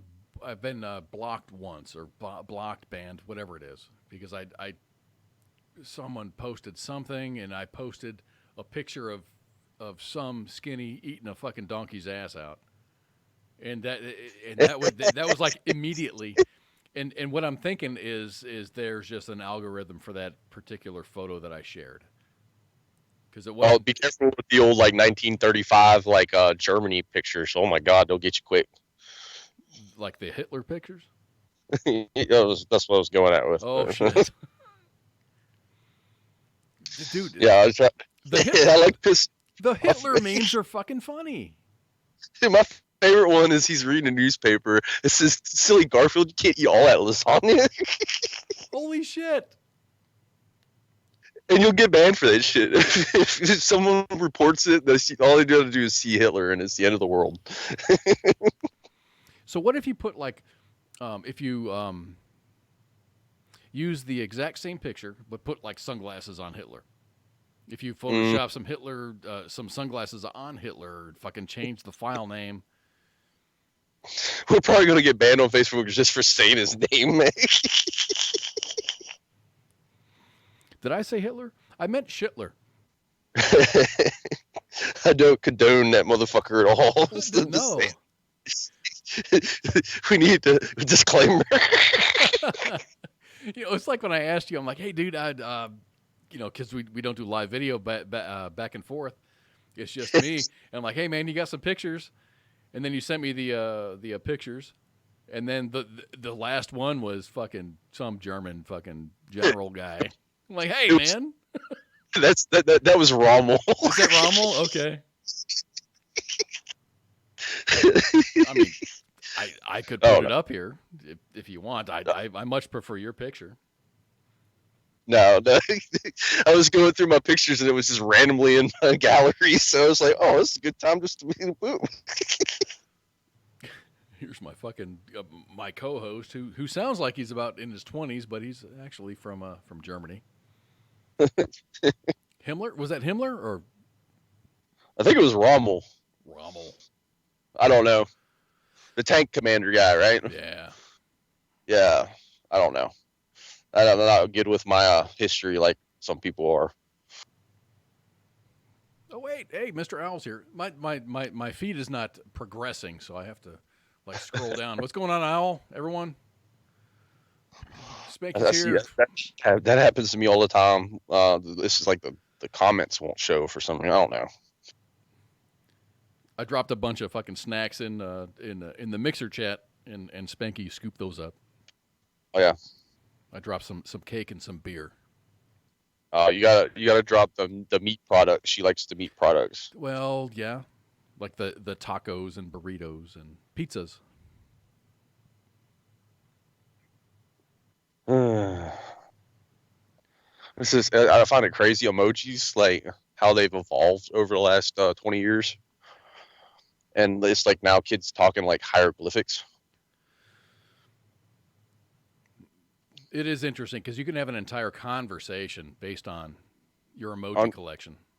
Yeah, exactly. It's like 1,000 years from now, they're going to be trying to decipher all these pictures. There's going to be like a Rosetta Stone tablet. This is going to be like a tablet, a legitimately like an iPad. And on the top of that list is going to be the fucking the poop emoji, and what's the other one? The eggplant. The eggplant, exactly. Eggplant squirt. That's how our kids communicate. That's how my kids communicate. Well, one of them. The other one is very cerebral. She's a very smart, loves school, does great. The other one is very smart, loves school, but then she's a kid too. So she is a master at the social media snap face chat thing. I don't understand those things. I've got a I've got a Snapchat account, and it's no. No, I don't understand it. I don't. I call it stat foo. I get in there and I'm just confused. Like, why is everyone dogs and why is big floppy tongues everywhere? It's exactly. It's confusing. No shit. I think Mom does the same thing. It's a filters. I play around with them sometimes in Facebook, but I don't get that Snapchat. I can't figure it out. I'm getting old and I can't figure out these things. Dude, you're not even 30 yet.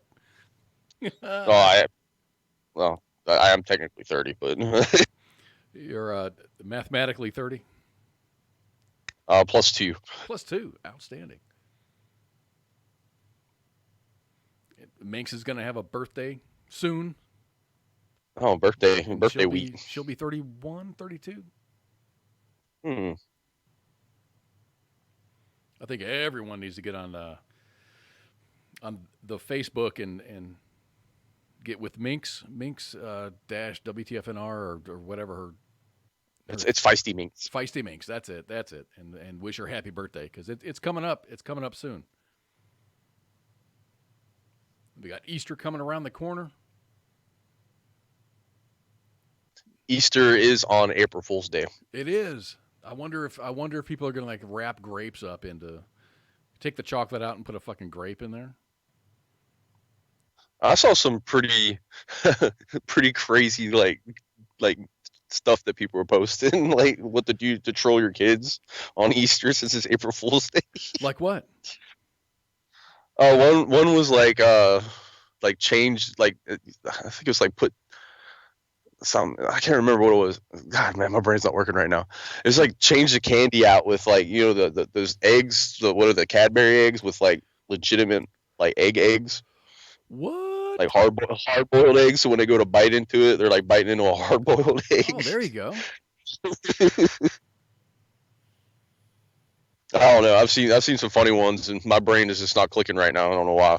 I've played some jokes on my kids as far as Easter goes, but I haven't gone sadistic.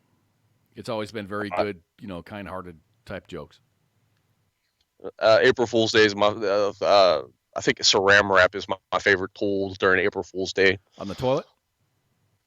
Oh, toilet, door frames, the whole 9 yards. I don't. There's no stopping it. I've Saran wrapped the people's entire vehicles. I mean, yeah. That's pretty funny. I got the heavy duty, the moving Saran wrap. The packaging stuff they used on the pallets. Oh yeah. That's that heavy duty stuff. So it's clear. You come walking around a corner and you don't see it, and you catch it to the face. It's kind of funny.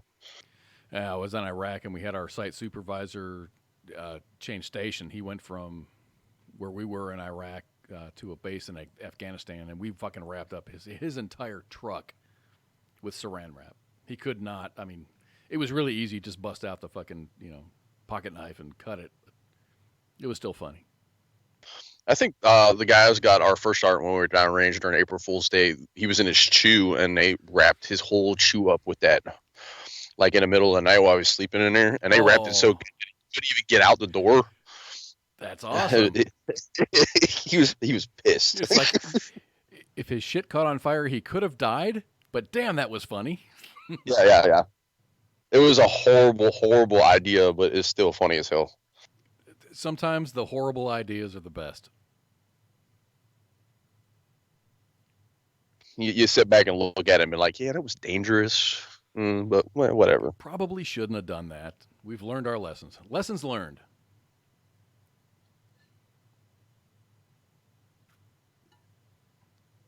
I don't know. Yeah, did you see that video floating around on YouTube? I guess like it's a weird Danish tradition that if you're like after 25 and you ain't married, they like douse you in cinnamon for some reason. I don't know. It's a weird tradition to have. I haven't heard of that tradition, but I saw the some still photos, and some poor guy got fucking lit on fire. Yeah, he totally got lit up. Like, apparently, I guess cinnamon is flammable. Oh, Who would have guessed? Yeah, so is flour and sugar and. Well, I've caught flour on fire by accident, and that wasn't fun. But yeah, was the guy okay? Or I guess. Yeah, I mean, yeah, it was just a quick flash fire. Probably burned his eyebrows off. But yeah, it's just that because the still photos from that looks like he's fucking engulfed. No, it lit him up. I mean, he got lit up, but it was quick. It was just a quick flash. I mean, that's enough to like get your eyelashes like gone and your eyebrows toast and maybe some of your hair singed. But I'm pretty sure he survived it. It'll grow back. Yeah. You'll be traumatized for the rest of your life, and you're not going to like cinnamon again. Yeah, my beard would be probably twice as long right now.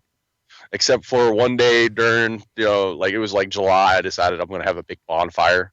And I used an accelerant to start the set flame, and accelerant burned half of my beard off my face, like instantly, like, whoosh. And it was pretty crazy, but it was fun. So not whatever. Enough to make you shave. Yeah, well, yeah. No, I went to my barber, had him trim it up. That's the last time I had my beard trimmed. Wow. I walked up in there, and he looked at me and goes, "Dude, what did you do?" I was like, "Don't ask." It all started out with, "Hey, hold my beer." That's pretty much it, too. I was pretty lit when I did that. The bonfires are a lot of fun. We used to do a lot of camping out at the Guadalupe River, and there was so much where the fucking wood was so wet, and we're like, we need to start this up, and so we'd grab like a gallon of like kerosene or white gas. Yeah, you gotta careful with gas. Gas explodes. If you're gonna do that, use kerosene or diesel. Yeah. I should have died probably 4 times, 5 times at least, just for doing stupid shit. You look back at your life and you're like, how the hell am I still alive? Exactly. And now I'm reaching, the age that I'm at, and I'm like, well, I'm glad I did all that stupid shit, and now I'm smart. I'm smarter. I'm not the smartest man on the planet, but I've had a lot of life lessons, and the rest of my life is going to be fucking awesome. No, that's learn from your mistakes. You do dumb crap to learn from them. If you're lucky enough to live from it, then you get to never do that mistake again. True. It's why I don't understand why folks get married more than once. Oh yeah. I mean, you find what you think is your soulmate and your partners for life, and then shit falls apart for one reason or another, and you get divorced. I think I've learned my lesson. My life goal is not a life goal. It's just I've learned the lesson. I'm not going to get married again. Maybe things will change. Maybe I'll meet someone who just clicks, but nah. As far as now goes, nah. Yep. I learned my lesson too one time, and that was enough. I've got goals in life, and if a woman comes around that I want to hang out with, and then maybe it'll happen. Maybe it'll result in marriage. Who knows? Some folks, Redleg, he got divorced and whatever, but he's got Mrs. Redleg now, and they've got this fucking phenomenal bond. That's awesome, and I wish I could have that. I'd love to share that with someone, but right now I don't see that. Yeah. Imagine being married to Spanky. What? And this is a random thought. It's just, bring me fucking snacks. Is pretty much tell her she's pretty. Tell her she's Give her pretty. snacks? Tell her she's pretty and make her a pizza. Or some pizza rolls, and make sure they're cooled off enough where they don't fucking burn the roof of her mouth. Or I'm telling you, those pizza rolls are that's Russian roulette, man. I had pizza rolls for dinner. That was my dinner tonight, and I made sure that I let them sit after I got them out of the 450-degree oven for 5 minutes at least. And then even then, sometimes it's like Russian roulette. You go to bite it, whoa! You do get the random one that's full of lava. That's one of my favorite things. Those cheap Tostitos pizzas, the really thin ones that you throw in the oven for Totino's pizza, 425 degrees at 8 minutes or 12 minutes. Yeah, that's my favorite go-to quick snack on the planet. Yeah. Totally agree. It's quick, it's easy, and they're good. No mess. Yeah, the thing that bugs me is I remember back in the day they only used to be like 50 cents, and now they're like $2. Oh, yeah, I don't know. I think here they're about a buck a pizza. A buck, or plus 20 cents maybe, $1.20 for a. Yeah, those things were like, Barracks Snacks 101 right there. You would have those in your freezer. Totally. If you didn't, something was wrong with you. Hot Pockets, pizza rolls, Tostitos pizza. Oh my God, that should be like 300 pounds. I don't understand it. I never fell in love with the Hot Pockets. I like them, but it's just, dude, those are worse than Hot Pockets. Those things stay fucking molten forever. Yeah, you're supposed to, when you're done cooking them, you're supposed to let them sit in a microwave for like 2 minutes and then pull them out and let them sit for 5 minutes afterwards. It's in the instructions. Yes, I've read that. I don't know. I like the lean ones that have the pretzel around them. It says lean pocket, but they're fatty as hell still. Oh, fuck yeah, dude. There's so much soda. They might be low in fat, but dude, the sodium in everything that's instant or manufactured. It's horrible. Well, that's like with ramen. I have this when I do it, I boil it. I don't do the microwave method. I think that's cheap. Yep, same here. Do it on the stovetop. Do the noodles first. Pull them out. I've got a little rice strainer that I throw them in, and I rinse them things good. And then I boil the soup base, and then I plop it takes some of the sodium out doing that crap. That's interesting. That's cool. Yeah. It cuts the sodium back like at least by half, I think, because they put a lot of salt on them noodles to preserve them and stuff. Yeah. I probably do the exact opposite. I'll boil water. I'll drop the noodles in there. And then at the same time, I'll add the mix. I'll add a fucking bouillon cube, which has which has a shitload of sodium in it. Anyway, it's mostly salt. And then I'll drop an egg and then drop some cheese in there, and then some cayenne pepper. Yeah, I can't. I'm super salt sensitive. Oh, okay. Yeah, I don't know what it is. If when a recipe calls for a tablespoon of salt, I cut it in half always. I never really add salt. I don't add salt.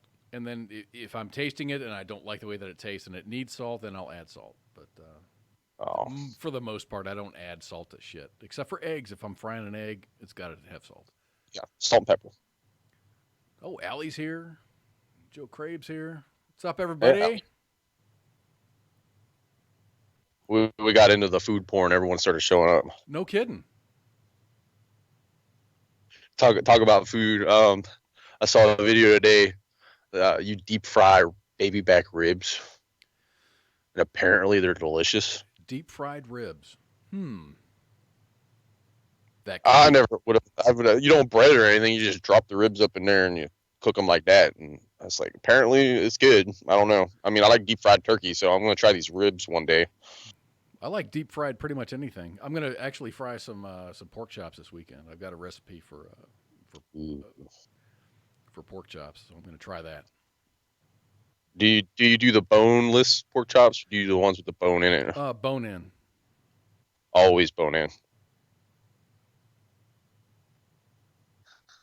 I don't know. I don't like those boneless chicken wings that everyone talks about. I don't think they're wings. I think they're just cut chicken breasts with bread around them. I think you're right. I do like the boneless. I totally like the boneless wings. Like if I'm going to go to the B-Dubs or some of the other wing places here, I'll buy boneless only because I don't like getting my fucking hands dirty when I'm eating. I won't eat ribs without like a fork and knife. Dude, I'm a caveman. Yeah, you just see the Renaissance fair. I'm walking around with a big old turkey leg. I'm just tearing it at the thing. Once I get into that mood, yeah, I'll fucking tear it up. But dude, I just don't. It's something I don't know. I don't know what it is. It's a mind thing. But I don't like getting my hands dirty. But once I get my hands dirty, I'm all about it. Like I eat my pork chops and my steaks with like barehanded. I think a steak is finger food. What? Yeah, I'll pick a ribeye up and just start eating it with my hands. That's awesome. I don't know, pork chops with the bone in there. You just pick it up by the bone and you start chewing on it. Oh, you have to, and then you give it to your dog after you're done. Yeah, I'm kind of iffy about giving dogs bones because I almost killed one of my dogs one time with bone. Never again. Even a T-bone? Yeah, like that stuff will splinter up too. It'll crack up in them, hurt them. Yeah, I'm really big about. I'll give them the big old what is it? The beef knuckles from the store or whatever it is. But that's about it. Allie's got a good point. I used a fork and a knife when we were eating tacos. Wow. I don't know. I haven't had tacos in a while. That sounds good. Taco Tuesday. You know, Taco Tuesday for me got replaced by Papa Murphy's Pizza Tuesday. Because they got anything in that restaurant is $10. Anything. So I'll go and get like the most, complex pizza, and it's just, $10. Bring it home, bake it, and I'm good to go. There's this pizza place here in Fredericksburg. It's called Benny's. Okay. And their pizza, you order a pizza, it's like $5 a slice. It's New York style slices, right? $5 a slice? These slices are massive. I'm talking about like half a pizza, a normal pizza. Like a Domino's pizza is half a Domino's pizza. If you order the whole pie, you have to tilt the pie sideways, like the box sideways, to get it through the front door. That's how big it is. Oh my gosh. I think it's like 37 inches or some shit, or 40 inches across. It's massive. The pizza is amazing. Every time I go down there, that's the first place I stop. I get a slice of pizza. I don't even care if I'm not even hungry. I'm going to eat a slice of pizza. I'll bet you it's a great tasting slice of pizza. Oh, it's good. It's like that thin style New York, like flat crust kind of. Was good. Oh my god. Yeah, we have I work on government programs, and like twice a week they'll buy us lunch. And sometimes it's pizza, and it's always that thick crust bullshit. And it's like, fuck, So I'll grab like 4 slices, and I'll scrape the fucking ingredients off of 2 of the slices, and distribute it on the other ones. That's just so much bread. I really prefer the thin crust pizza. A good deep dish every now and then is all right, but like it's so hard to eat it. Like you can get 1, maybe 2 slices in, you're stuffed, and it's all bread. And 30 minutes later, you're like, oh, I'm hungry again. Yeah, that bread will run through you, man. But yeah, I've had Chicago pizza, and boy, that is some really great stuff. The stuffed pizza, not stuffed I've crust, been but just the the pie, like an actual pizza pie. right. Oh my god, I've been wanting to go. That's the only reason why I want to go to Chicago is just to go there and try that pizza. It's I the love only going reason. up and visiting my. I got two brothers that are in Chicago, and just and it's always like, at least one of the nights is gonna be fucking pizza. And dude, that's so good. You're gonna pay like $40 for a fucking pizza, but you can eat off of that for a week. There's so much food there. So I'll pay $40 for a good pizza. I don't care. Yeah. Like I was telling you about that pizza, the big one from Benny's or whatever it is. I think the whole pie, if you just get the pepperoni, their menu is very limited. You got cheese, pepperoni, and they've got 2 select slices for that month, like different toppings or whatever. That's it. So you don't get to choose, but like, oh my god, I think like a mass, like the full size pepperoni is like $37 or something like that. It's a stuffed But I pizza. mean, no, it's a flat New York style pizza. I was like, it's like 40 inches across, literally. It's massive. It's so huge. That's bad ass. Yeah, but like, it's like, I mean, you're literally like you bring the pizza home, you can eat that pizza for like 4 or 5 days after that. It's insane. I think the only thing better than pizza is reheated pizza properly. Oh, in the oven? Mm-hmm. Yeah, you can't do it in a microwave. Microwave just destroys it. Nope. You know, I've got a microwave that I barely use it. I don't use it. I keep my tortillas and bread and buns and stuff in there. It's just like a holding place. I don't use a microwave. I'm just thinking of this now. I really don't use a microwave. I use it when I'm cooking. Except at That's work. about it. Or if I have to melt butter. If you need softened butter, I'll put it in the microwave. But other than Nah. that, No, you don't soften butter in a microwave. I don't. Yeah. you take a normal stick of butter and just put it in there for 20 seconds where it doesn't melt, it just gets soft. No, I pull mine out like 30 minutes before I start cooking, just so it softens up at room temperature. Oh, you play by the rules. Yeah. The only time I use a microwave is if I need to heat like water up or like something real quick. Bam, bam, I'm cooking and I need to do this. It's just a supplement to my stove, pretty much. Yeah. So I'm looking at houses now, and I'm like, I'm looking for something that has like an above range microwave, but I don't use it. Maybe I should cross it off my list. I really don't use a microwave a lot. I use one at work. See, the best microwaves, if you can find them in a house, are the ones that double over. They're a microwave, but then you can double it over into a convection oven. A convection oven, exactly. Yeah. Those are the best ones because, like, if you're got your oven full and you need to bake something, you could pop it over real quick, and then you have 2 ovens pretty much. It's amazing. Yeah, all the houses I have a main oven with a range, with a stovetop, and then there's like a off to the side there's a double decker oven. Oh yeah. So you can keep something warm, or making a big Thanksgiving dinner is the same thing, where you got your entire oven occupied by a big ass fucking turkey. How do you make your buns? Yeah, how do you do other things? You can't Right. variable temperature. You need different temperatures. Yeah, I get what you're saying. I've got a fucking awesome recipe for a sweet potato casserole. That's awesome, but you got to wait till the fucking turkey's done, and then there's 30 minutes to make this casserole.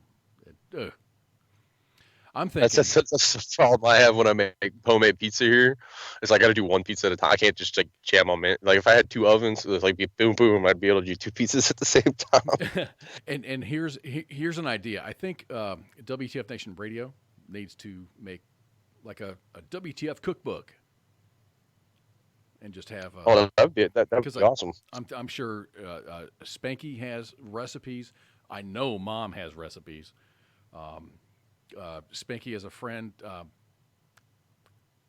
I forget her name, but they're all like into the cooking thing and food, and I think that would be a great idea.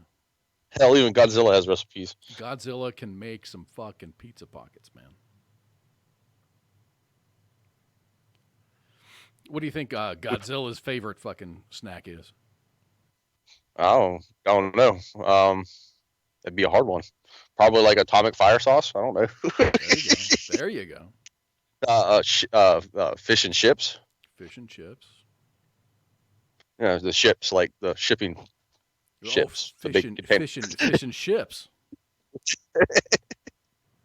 Subway buses, maybe. I don't know. Team up with a Kraken. Hell yeah. Big giant squids. I don't know.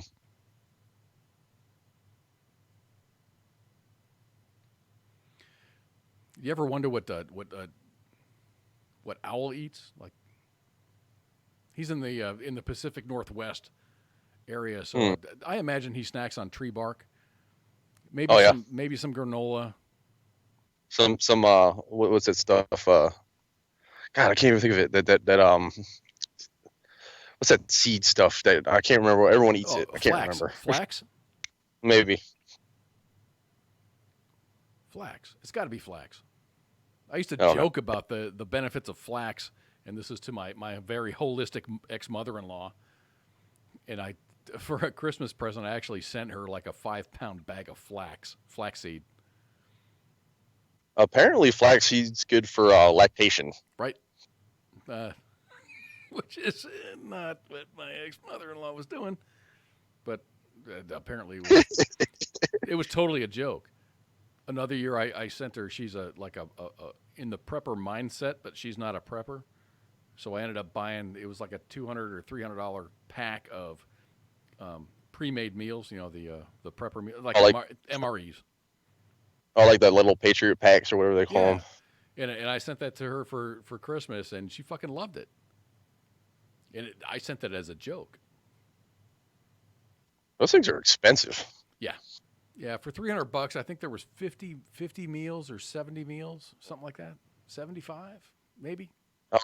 I've scored some MRE cases on Amazon for like $30. It's 12 meals for $30. That's not bad. You just got to get over eating MRE. I love MREs. People think I'm crazy. I mean, I could sit there and eat them all day long. They're bad for you, but whatever. I liked MREs when I had to eat them. It was food. It was sustenance. It was great.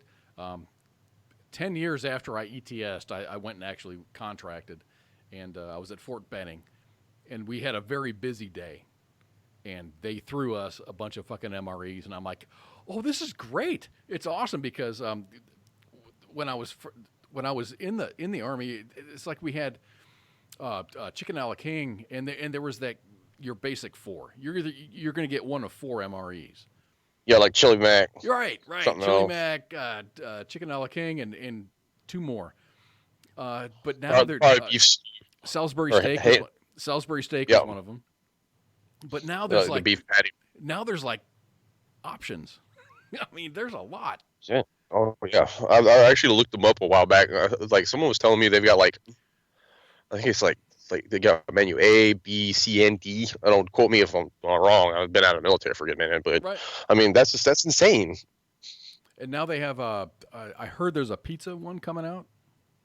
Yeah, I heard about that. That experimental MRE. That'd be odd, dude. If I got a pizza MRE, hell yeah. I don't know. I always liked the ones that no one else liked for some weird reason. The only one that I couldn't stomach was the veggie omelet. I don't think I hated the veggie omelet. I had ham chunks and something or else, whatever that was. Ham chunks was something. It might have been in the omelet. I don't think I didn't dislike. I had my favorites, but I didn't dislike any of them. I would eat all of them, and I would always pray for the dehydrated strawberries because I thought those were fucking badass. And then you get I like the cranberries. A little Mars bar candy bar. Yep. Where the chocolate was all separated, and it was glorious. Yep. Or you misfortunate enough to get those stupid, what do they call them, Charms, hard candy. Ugh. I did not have the opportunity to have that disappointment. I don't know. I've seen the menus change so much while I was in. It's like every year it was something different. I'm like, well, why'd you get rid of that and put this junk in here? So charms were like Lucky Charms? No, it was like it's like I'd say government version of a lifesaver. Oh, okay. It was like instead of like the lifesaver being round with a hole in the middle of it, it was just a big block square of the same thing. Was it hard candy or was it soft? No, it was hard candy. I'm not a hard candy fan. I don't like lifesavers either. So I mean, that was just my personal preference. Yeah, but I was a big fan of food when I was in the field. Oh yeah, that was the best. That was the best time of while you were in the field. The best time was when you were eating. Right? It's the only time that people would leave you the hell alone. Like, NCO come around the corner, see you eat MRE, you'd be like, oh, turn around and leave you alone. Exactly. Right? Yeah. God, I miss the Army. I really do. I do.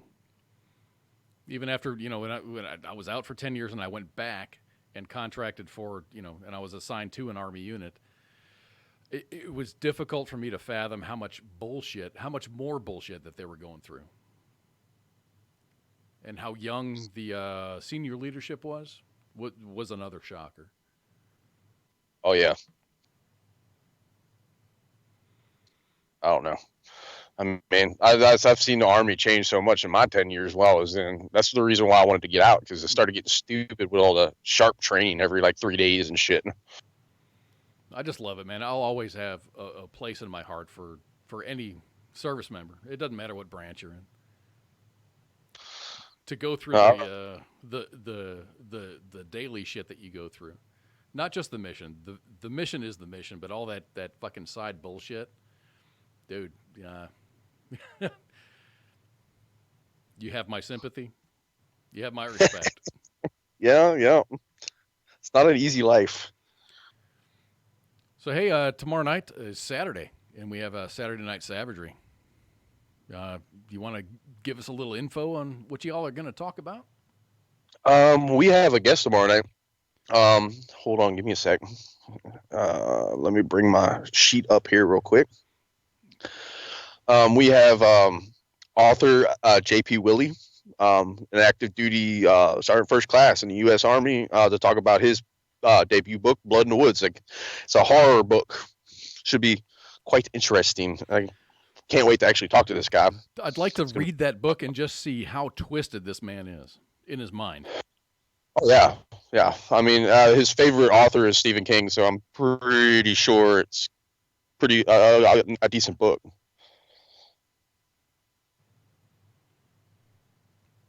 I wonder how things are going to go, man. Is this guy off his fucking rocker? I mean, he's an active duty for I almost said sergeant first class.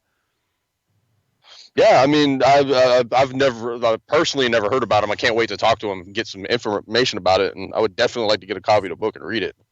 So it should be a very interesting show. Join us and find out with me about this sergeant here. He's got enough time on active duty to write books, so that's awesome.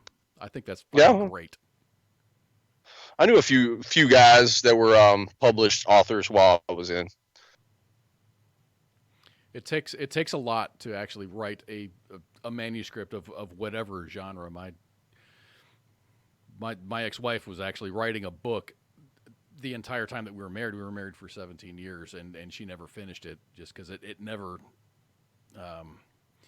You've got to marry your ideas together, and there's got to be a flow to it, or else no one's going to pay attention. Oh yeah. So she'd send it off to a publisher, and they're like, "No, change this, that, and that," and then she's like, "Well, that changes my mindset."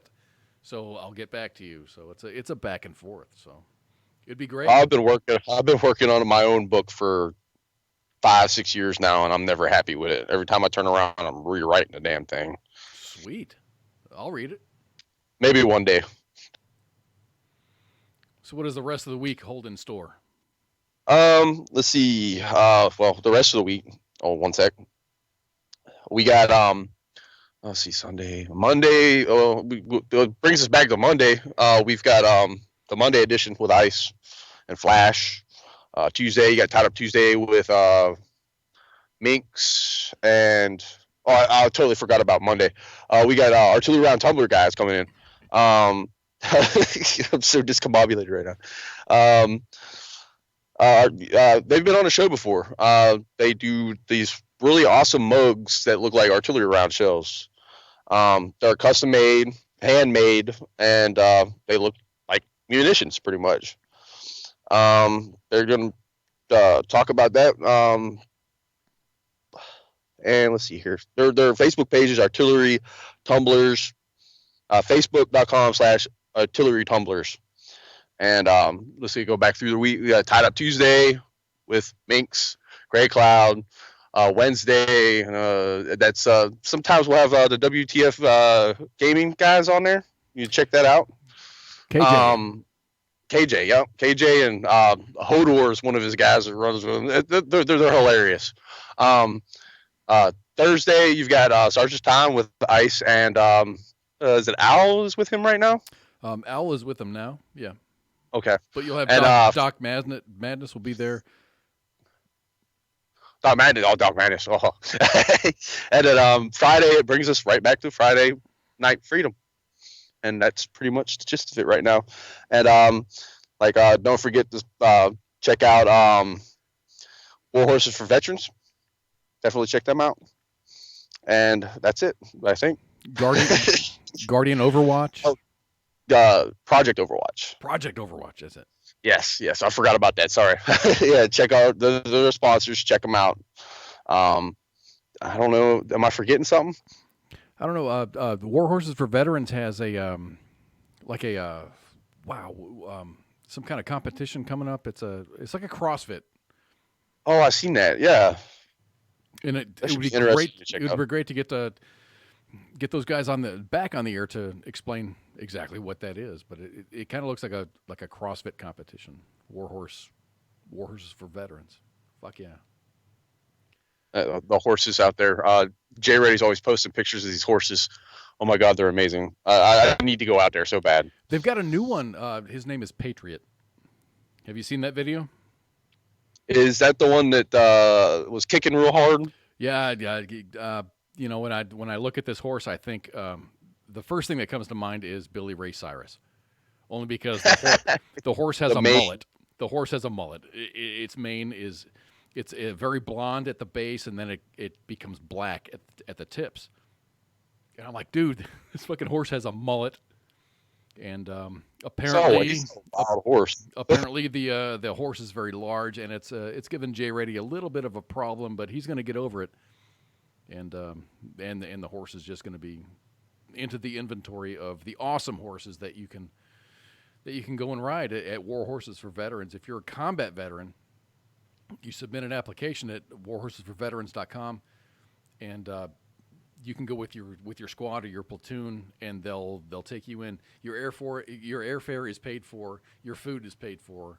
The time at the ranch it's just an experience that you have to go through to really appreciate. It's awesome.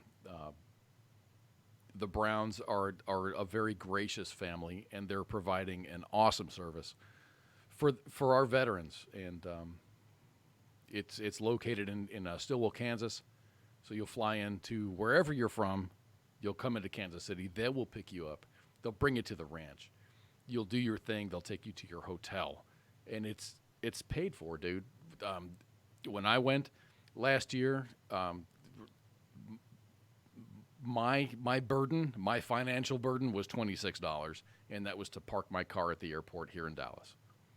So it's really worth checking out. warhorsesforveterans.com.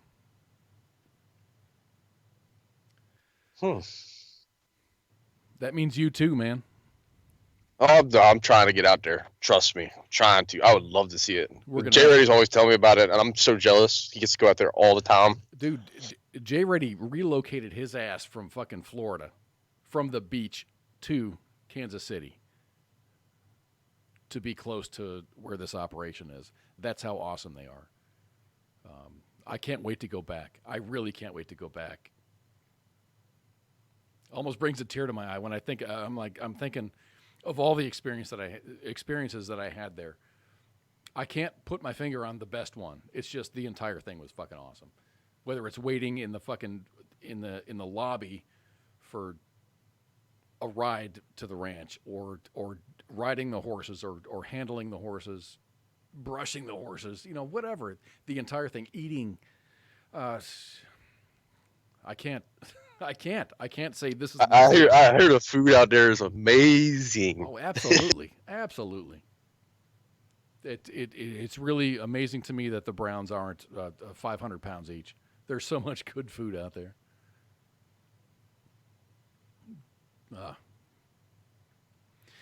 Anyway, guys, you can catch our show out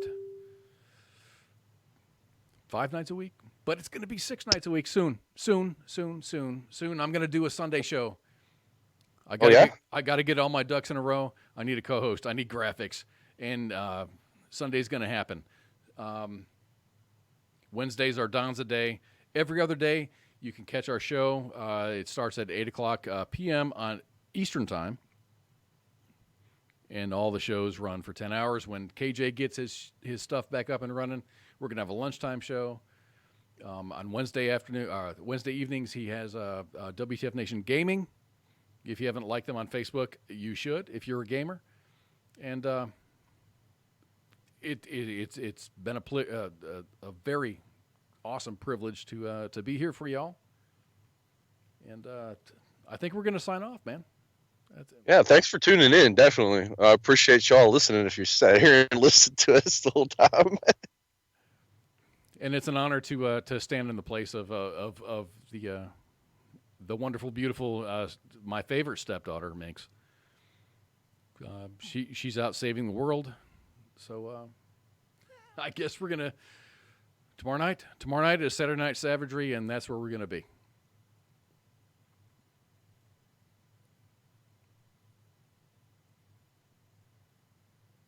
Did you make a wish? Yeah. What'd you wish for? I wish for big movies. WTF Nation. WTF Nation Radio.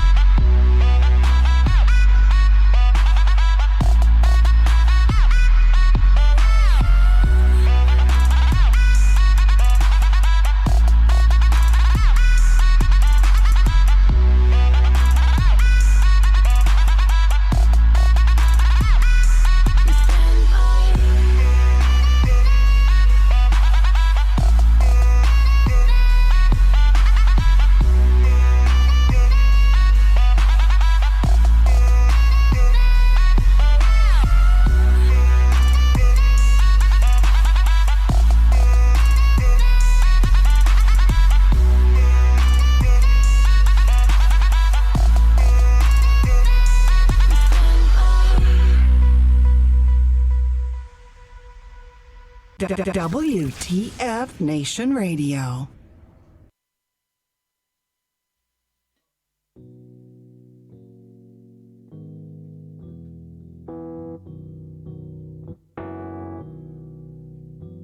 For all the times that you rained on my parade, and all the clubs you get in using my name. You think you broke my heart, oh girl, for goodness sake. You think I'm crying on my own, well I ain't. And I didn't want to write a song, cause I didn't want everyone thinking I still care, I don't. But you still hit my phone up, and baby I'll be moving on. And I think you should be something I don't wanna hold back. Baby, you should know that my mama don't like you and she likes everyone. And I never like to admit that I was wrong, but I've been so caught up in my job, didn't see what's going on. And now I know I'm better sleeping on my own. Cause if you like the way you look that much, oh baby, you should go and fuck yourself. And if you think that I'm still holding on to something, you should go and fuck yourself. And when you told me that you hated my friends, the only problem was with you and not them. And when you tried to tell me my opinion was wrong, then tried to make me forget where I came from. And I didn't want to write a song, cause I didn't want everyone thinking I still care, I don't. But you still hit my phone up, and baby I'll be moving on. And I think you should be something I don't wanna hold back. Baby, you should know that my mama don't like you and she likes everyone. And I never like to admit that I was wrong, but I've been so caught up in my job, didn't see what's going on. And now I know I'm better sleeping on my own. Cause if you like the way you look that much, oh baby, you should go and fuck yourself. And if you think that I'm still holding on to something, you should go and fuck yourself.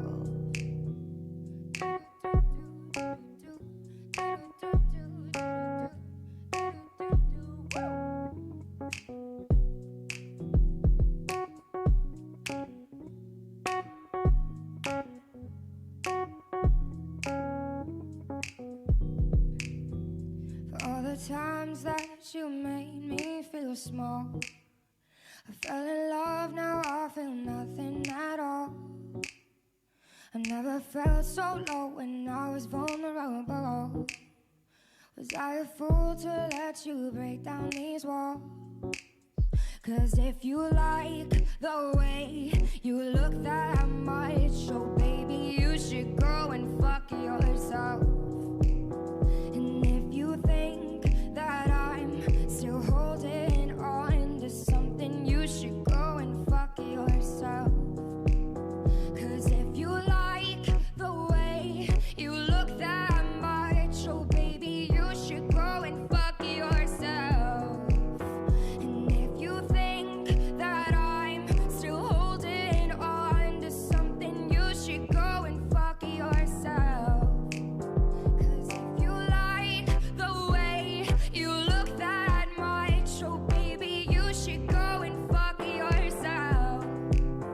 And if you think that I'm still holding on to something, you should go and fuck yourself. Cause if you like the way you look that much, well baby, you should go and fuck yourself. WTF Nation Radio.